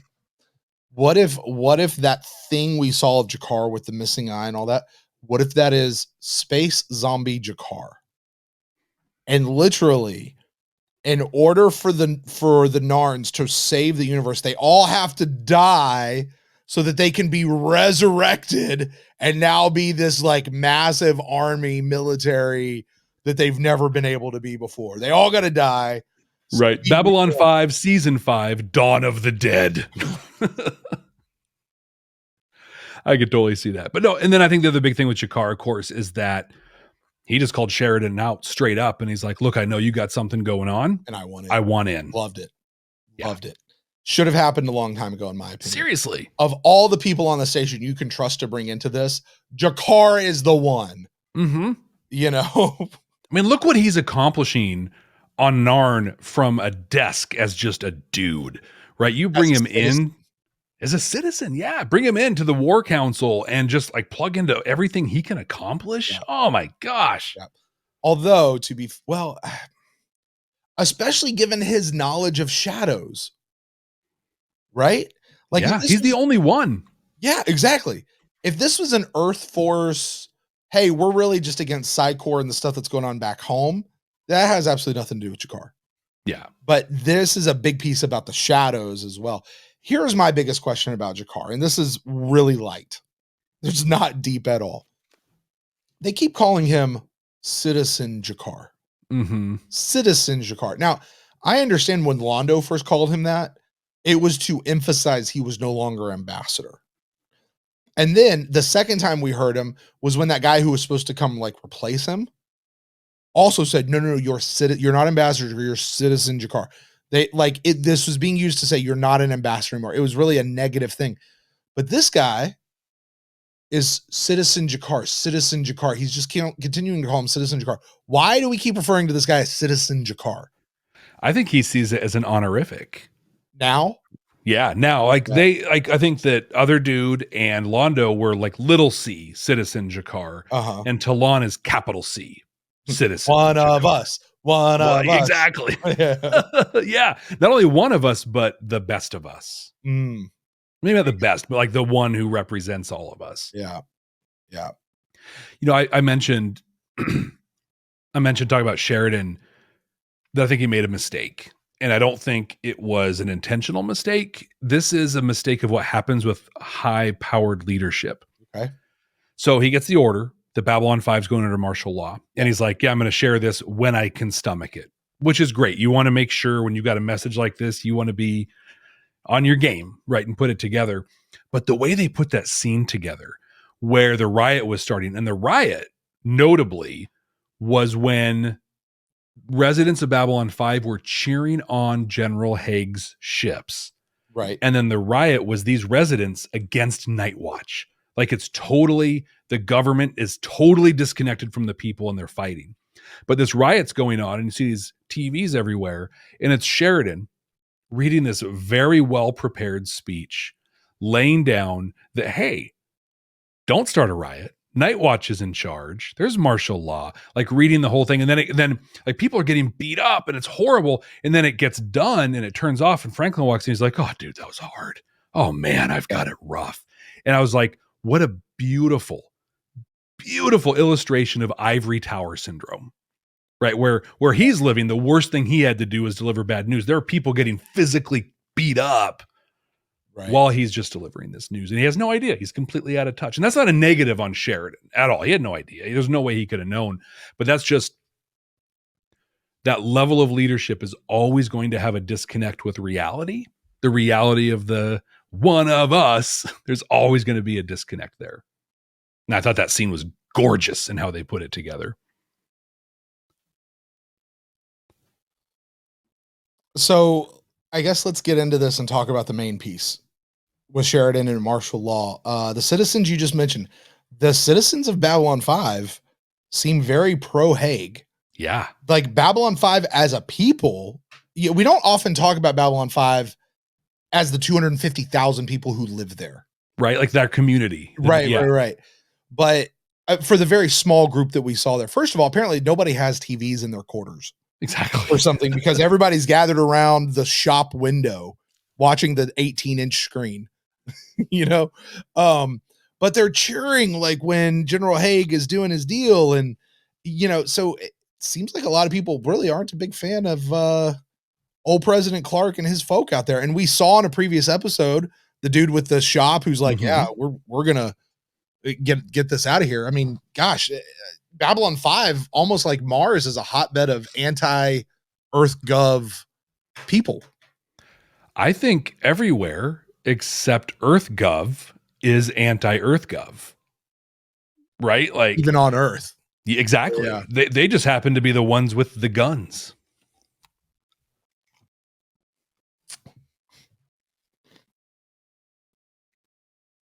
What did you think about Sheridan actually reading the order? I didn't think he was going to read the order. I thought that was going to be the dividing line when he goes, nope, I'm not. That's the point of no return, right? Yeah. Nope, I'm not doing it. We're like, I kind of thought where this episode was going to end was it was going to be the ultimatum of you either do this or we're coming to get you. And he's given a choice as far as what the next step is. Mm-hmm. It leads us to, I'm still on Babylon 5's breaking away from Mirthgov. I don't know how it happens. It's in my soul, Jeff. I can't let it go. And it might not happen at all. Everybody out there could be laughing their heads off at me right now, but I can't let it go. Kind of like, you remember, how long did I last on Londo Mollari being redeemed? Oh, a long time. It was well into the second season. Yeah, a whole long time. So I might eventually come to a spot where I say, okay, it's not, but but no, you're right. Like, he got the order, said he needed to stomach it. And I thought the first time through, I thought the same thing. He's not going to be able to stomach it. He's going to pull in Ivanova and Garibaldi and be like, crumple it, toss it. Which he did, but only after he read it. Yeah. Because like you keep almost expecting he's going to take the jacket off. Mm-hmm. He's going to remove the stuff. I can't be a part of this anymore. They even teased that, right? Like before the big moment, like he's sitting on his couch, he's got his jacket unzipped. Like they teased it a little bit, like, oh no, he actually zipped it up. Yeah, well, because they had to have it set up so he could do that whole Rambo getting his stuff together. Right. And the music, he wrapped the bandana around his head. He put the eye black on, got his 15 guns. Yeah, big old knife. Right. Hey, who did it better, Rambo or Arnold Schwarzenegger in Commando? I think Weird Al Yankovic did it best in UHF. Yes. There you go. Yes. That's two Weird Al references for this episode. Good pull. We need to change the name. This is Babylon 5 for the first time, not a Weird Al Yankovic podcast. Right. Yeah. I learned something today. I didn't know. Okay. Yeah. The little hand link thing is apparently a remote control. Yeah. And it's like really inconvenient. Yeah. Really inconvenient to use. Like that looked uncomfortable to advance and rewind stuff. Right. I also thought it was really funny that he had to bring his hand to his mouth to go PA on, and then he could just talk like normal. And then he had to bring his hand back to his mouth, PA off. Yeah. Wait, they got some omnidirectional mics that he has to activate from the link, apparently. Like that's right. But everybody should be able to hear at least PA off. When he says that, yeah. Like, oh, he's done, apparently. Right. But that was pretty slick. General Smith's kind of like working that stuff in. You know what? I really hated General Smith's when I first saw him. I was like, you're right along with this, whatever. And then he's like, no. He was sending me messages. I love when people hide stuff like that. And I was eating that up. Yeah. So, no, he told me follow the chain of command. And this was the office. Follow the chain of command. And I went back and rewatched it. When you see him a second time going, you have your orders. Yes. Follow the chain. Like he's like, it's an opportunity. Yeah, like do it this way. I feel like the scene of Sheridan, the Nightwatch locked up in the docking bay, and Sheridan just being like, you don't have a legal order. Here's how I've interpreted things. I feel like JMS had that scene, and like in plotting this whole story out, he probably has, I don't know, 40 scenes, 40 moments in his head, that he builds to throughout everything. Right. And I feel like that was one of those early visions that he had, and he had Sinclair delivering that message. And that's why, and By Any Means Necessary, and in the other episodes with Sinclair, they set him up with that, like, I'm going to go read the letter of the law, and I'm going to come back and be Lawyer Sinclair for you. Right. They set that up in that first season for this moment now where he's like, actually, you have no legal authority to be doing what you're doing. Right. Like that was, we've talked about that. Like, what's the Sinclair moment they had to sub Sheridan in for? And this is a moment, like, I feel like Sinclair might have been better in this moment had he been allowed to build up to it. I don't know. I'm just guessing that based on like the by any means necessary stuff that he did. I hadn't thought about that at all. And I love that. I absolutely love that idea. I have two last notes. Yep. One is on Zach. I don't know if I buy his change of heart. Oh, really? Okay. He says, Garibaldi tells him at the end, hey, you did the right thing. And he's like, yeah, people keep telling me that, but I don't know who means it anymore.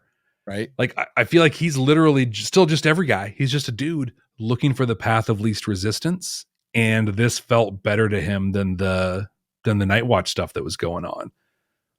Like, I don't think he's all team, we'll call it Team Sheridan or whatever. He's just like, well, this seems a little better than the Nightwatch stuff. Mm. I think he's still on the board. I also got some real insight into Dr. Franklin in this episode. Oh, hold on. I want to talk okay. about that, though.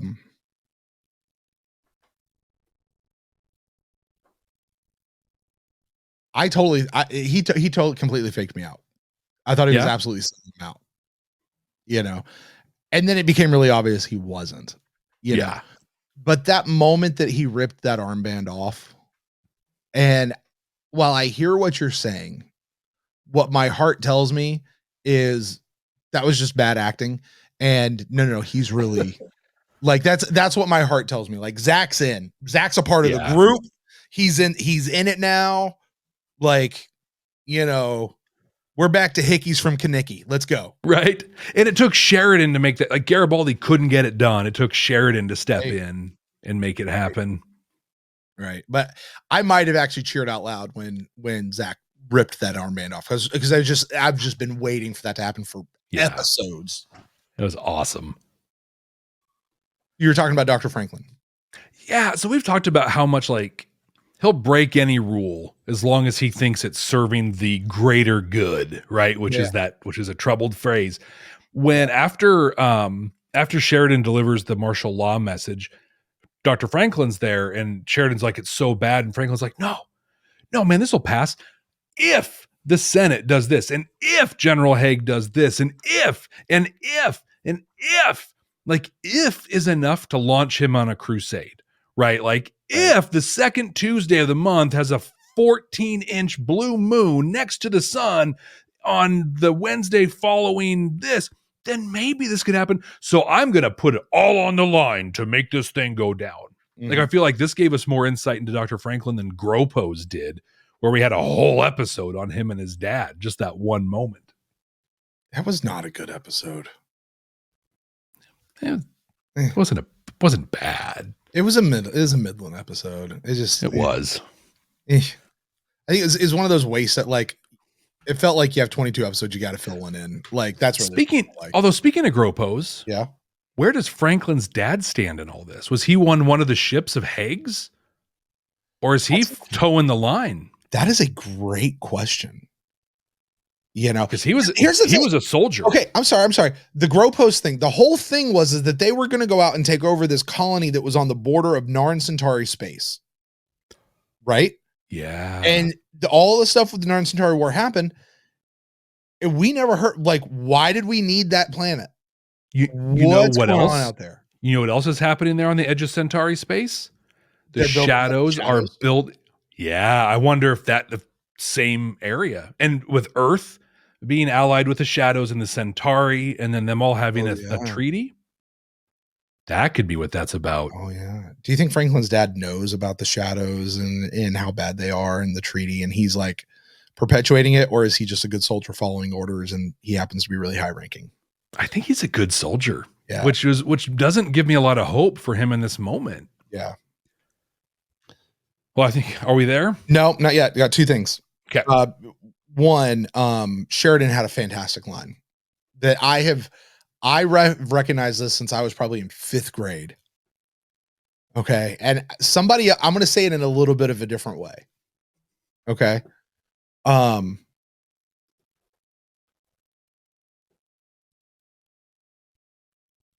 The good liars know how to not tell the truth. but the best liars do. Right? When he says his line, always plant a lie inside the truth, or always plant a truth inside the lie, or what that's the way I'd say. You put a truth inside your lie. You keep the truth as close as you possibly can. And then you twist the little thing that does what you need it to do. That's that absolutely. Anyway, it's just one of those things you're like, oh yeah, maybe go Sheridan. But the other thing, Jeff, we really haven't talked about this. The Narn are now station security. Yeah. That's a cool thing. And this is where I went to this, Jeff. This gives me hope that my theory is right. This is how Babylon 5 breaks away. Because now you have the Narn under the command of Sheridan. You've got the Nightwatch, who are like, what's going to happen in the next episode is we're going to get the order from President Clark that yes, Nightwatch is in control. What are you doing? And by the way, Sheridan, because you did this, you're now being deposed. And the Narn are going to be like, no, he's not. And this is how Babylon 5, like, they're going to take control of the station and push these guys out. And that's how they break away. Like, that's my guess. I finally found out how they did it because I didn't know how it was going to happen. Like, what what method are they going to use to break away? But I think that's got to be it. But, he says at the beginning, like, crime is down because the Narn are already in charge. Like, and they've actually been good with the Centauri. That scene with Lady Morella Yeah. in the elevator. I thought that was great for a couple. So funny. It was great for a couple reasons. Because one, I think it was Talon that was there, and he was fine. He didn't look at her in a hateful way. He's doing his duty. Oh no, but he smiled at her. He was just like, this is great. He's like, hi, here I am, but it's cool. I'm cool. She looked over and she kind of smiled too, because one, I don't think she's ever supported the war in the place. But secondly, she's also like, well, this is how it works on Babylon 5. Here we go. That was a great scene. Okay, so we're there. So I think this is the time, Brent, where we start to wrap this all up. We boil it all down. We see if this show has any of that Star Trek-y kind of quality to it. Does it have a deep moral message? Is it holding up a mirror to society or giving us hope that maybe we'll be better in the future? I'm going to do that. Favorite part of the show. Right? Exactly. This is it. He loves this. JMS. We're just going to start rating this how many JMSs there are. Oh, my. No, it's not going to happen. But anyway, how many deltas there are, and that's how Star Trek-y this episode is. I'm going to do that. Brent, you're going to rate this on a scale of 0 to 5 star theories as to how much we enjoyed the episode and how Babylon 5 the episode is. And I'll go first. We've actually talked about a lot of the stuff in here, but there were a couple quotes, almost all from Lady Morella, that really wrapped a lot of this up. I think that Corwin's message, like we talked about, his question of, how did this happen? Where did we go wrong? Mm-hmm. We talked a lot about that, but I mean, look at the Bolshevik Revolution, the Nazis, McCarthyism, all that. Like this isn't a new thing, that's happened, and we've talked about this quite a bit. But I think for me, the two messages from Lady Morella that really carry the Star Trek message is the discussion around choice that we had earlier. Uh-huh. But then her conversation about greatness. She said, I got the quote here. She said, greatness is never appreciated in youth. It's called pride in midlife. It's dismissed in old age and reconsidered in death. Say that one more time. Say that one more time. Greatness is never appreciated in youth. Yep. It's called pride in midlife and dismissed in old age and reconsidered in death. Wow. She goes on to say, we cannot tolerate greatness in our midst, so we do all we can to destroy it.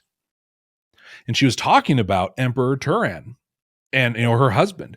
We learned from Sheridan back Coming of Shadows that he gave land and property back to the Narns. He did everything short of apologizing for everything that happened, and he was about to do that.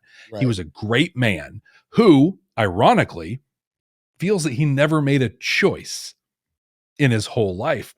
But like she said, very close to that, he clearly made choices. And the biggest conscious choice he was ever going to make was to apologize.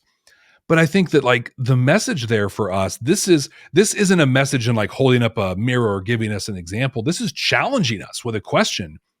And that, like, why do we beat up greatness? Why do we suppress people with great ideas?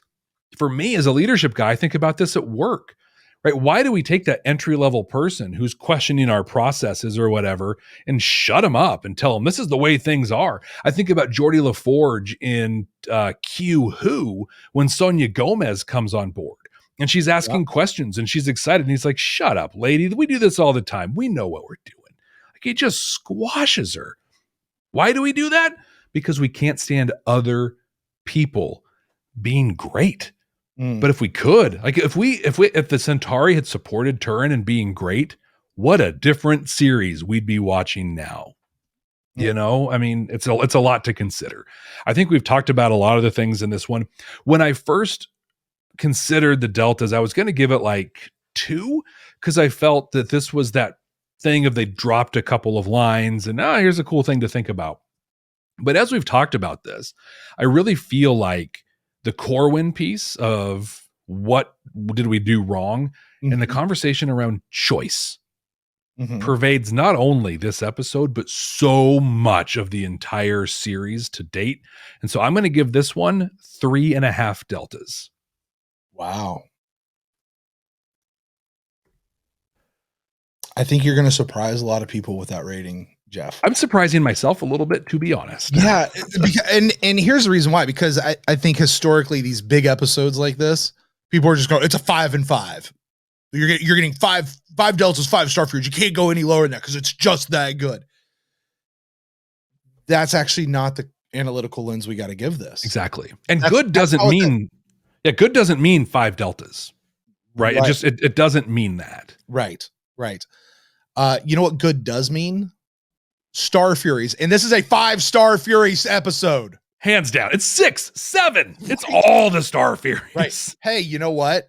This is a very Babylon 5 episode. Even if it's only midland a Star Trek episode. Right. This is a Babylon 5 episode through and through. Well, hey, listen, let's cut right to the chase then. Let's see how much you like this one, because we are developing the definitive ranking of season 3. Brent, do I need to go down the top 5, or are you ready to rank? It's really just the top 1, because that's what we're asking. The top 1 is Messages from Earth. That was our episode last week. Hands down the best episode of the season so far. Yes. The rest of the season has been really good. That was far and away above last week's episode. And you said last week, Jeff, I remember this. I have a feeling that this might be the only week where this is number 1. Jeff, what would you do if you were wrong? I'd be pretty darn shocked, to be honest, right now, because I just watched the same episode you watched. Yeah. This definitely belongs. There's a right answer to this rank. Ranking. Here's the thing: you weren't wrong, and this is our new number 1. And Messages from Earth only gets the 1 week at the top. Yeah. So this is no disrespect to Messages of Earth, from Earth. This is just how great this episode was. And if next week takes this one out of the top spot, because I don't think this story thread is done. You know what I mean? If Jeff, you know what I'd be so great with, and I don't think it's going to happen. If every week it replaced this episode. Could you imagine? Oh my God. Could you imagine Point of No Return being in the bottom third of this series? That's nuts. That'd be wild. Nuts. Because the show has, I mean, you have to take a breath on some point in an episode, right? Like, but yeah, no, this is clearly our number 1. 100%. Well, that's it for Point of No Return. We like to play a game here on Babylon 5 for the first time, and I think we've been teasing at what this is going to be. I'm going to share the name of the next episode. It's Severed Dreams. We're going to guess what the episode's going to be about based on the title alone. Brent, what do you think Severed Dreams is going to be about? Jeff, do you remember Parliament of Light? Parliament of Dreams? Yeah, I think I might remember it better than you. Yeah, and you're like, it's neither a parliament nor dreams. Right. This one might be, it's not really about dreams, although it might be. Like, I could say, what is the dream? This was a dream given form. This is the last best hope for peace. Right. That's the dream. And that dream has been severed. I like the word severed because severed means a cutting away, a breaking away. And Jeff, I'm probably just going to make this my guess until it actually happens, because I'm manifesting it 30 years ago in the past. but I think this is where the president comes back with his command that yes, Nightwatch is in command and Sheridan has to go back and deal with that. I think Haig is going to be captured and dead. I don't think we see Haig anymore in this show. But I think this is going to be a Nightwatch versus Narn's battle for control of the station. And this is the episode where Babylon 5 breaks away from EarthGov. How about you? I'm just going to read you word for word my note that I made. Okay, this is the one. Sheridan makes his stand and pulls Babylon 5 away from Earth, severs from the dream-made form and the dream of what Earth could be. Oh, good addition to that. Because I remember the end of season 2. You know, I used to be proud of this uniform. Like there's a dream of what that stood for. He is cutting that off, and it's going to be Babylon 5 versus Earth. Hmm. And we'll find out right here next week. Thank you all so much for joining us. If you're with us on YouTube, I think this is our second longest episode to date, behind one where we talked about an entire season. We appreciate you sticking around. But thank you all so much for being here. If you haven't already, please follow us or subscribe wherever you're listening and watching. And if you haven't already, head over to Apple Podcasts. I'm going to do that whole thing over again because I said if you haven't already a whole bunch of times. Well, and I guess we'll find out right here next week. Thank you all so much for joining us. If you haven't already, please follow and subscribe wherever you're listening and watching, and hop over to Apple Podcasts. Leave us a rating and review, and I'll read it right here on the podcast. So until next time. F. Yeah, what's up? Hey, it's been a long show. Yeah. So I made some dinner if you want to eat. Oh, I'm not hungry. Really, because I made your favorite spoo. I think I'm just going to order in. Peace, victory, and long life. Spoo! This is my first time. Did he say he made his favorite spoo or his favorite spoo? Spoo. Like, Listen, commas matter. It does, and I'm just telling you, in the subtitles, there was not a comma there. Oh, okay. And those are pretty much, canon. So Right. Can't argue with that. Those are pulled directly from the script. You know what I love in watching subtitles, Jeff, is when they do pull the script in but they cut a scene. Yep, and it still does it. Lines, and you're like, oh, that's what that person was saying in that moment. That actually kind of makes a little more sense. Why would they have muted that line? Right. When they cut over their shoulder or something like that. Like, yeah. Yeah. Anyway, Jeff, you know what? This has been a long enough episode. It has. And my wife and kids are out there. Club 65, you rock. Jeff's got to go. Yeah, I do. I'm going to be in so much trouble. Bye, guys. So when you told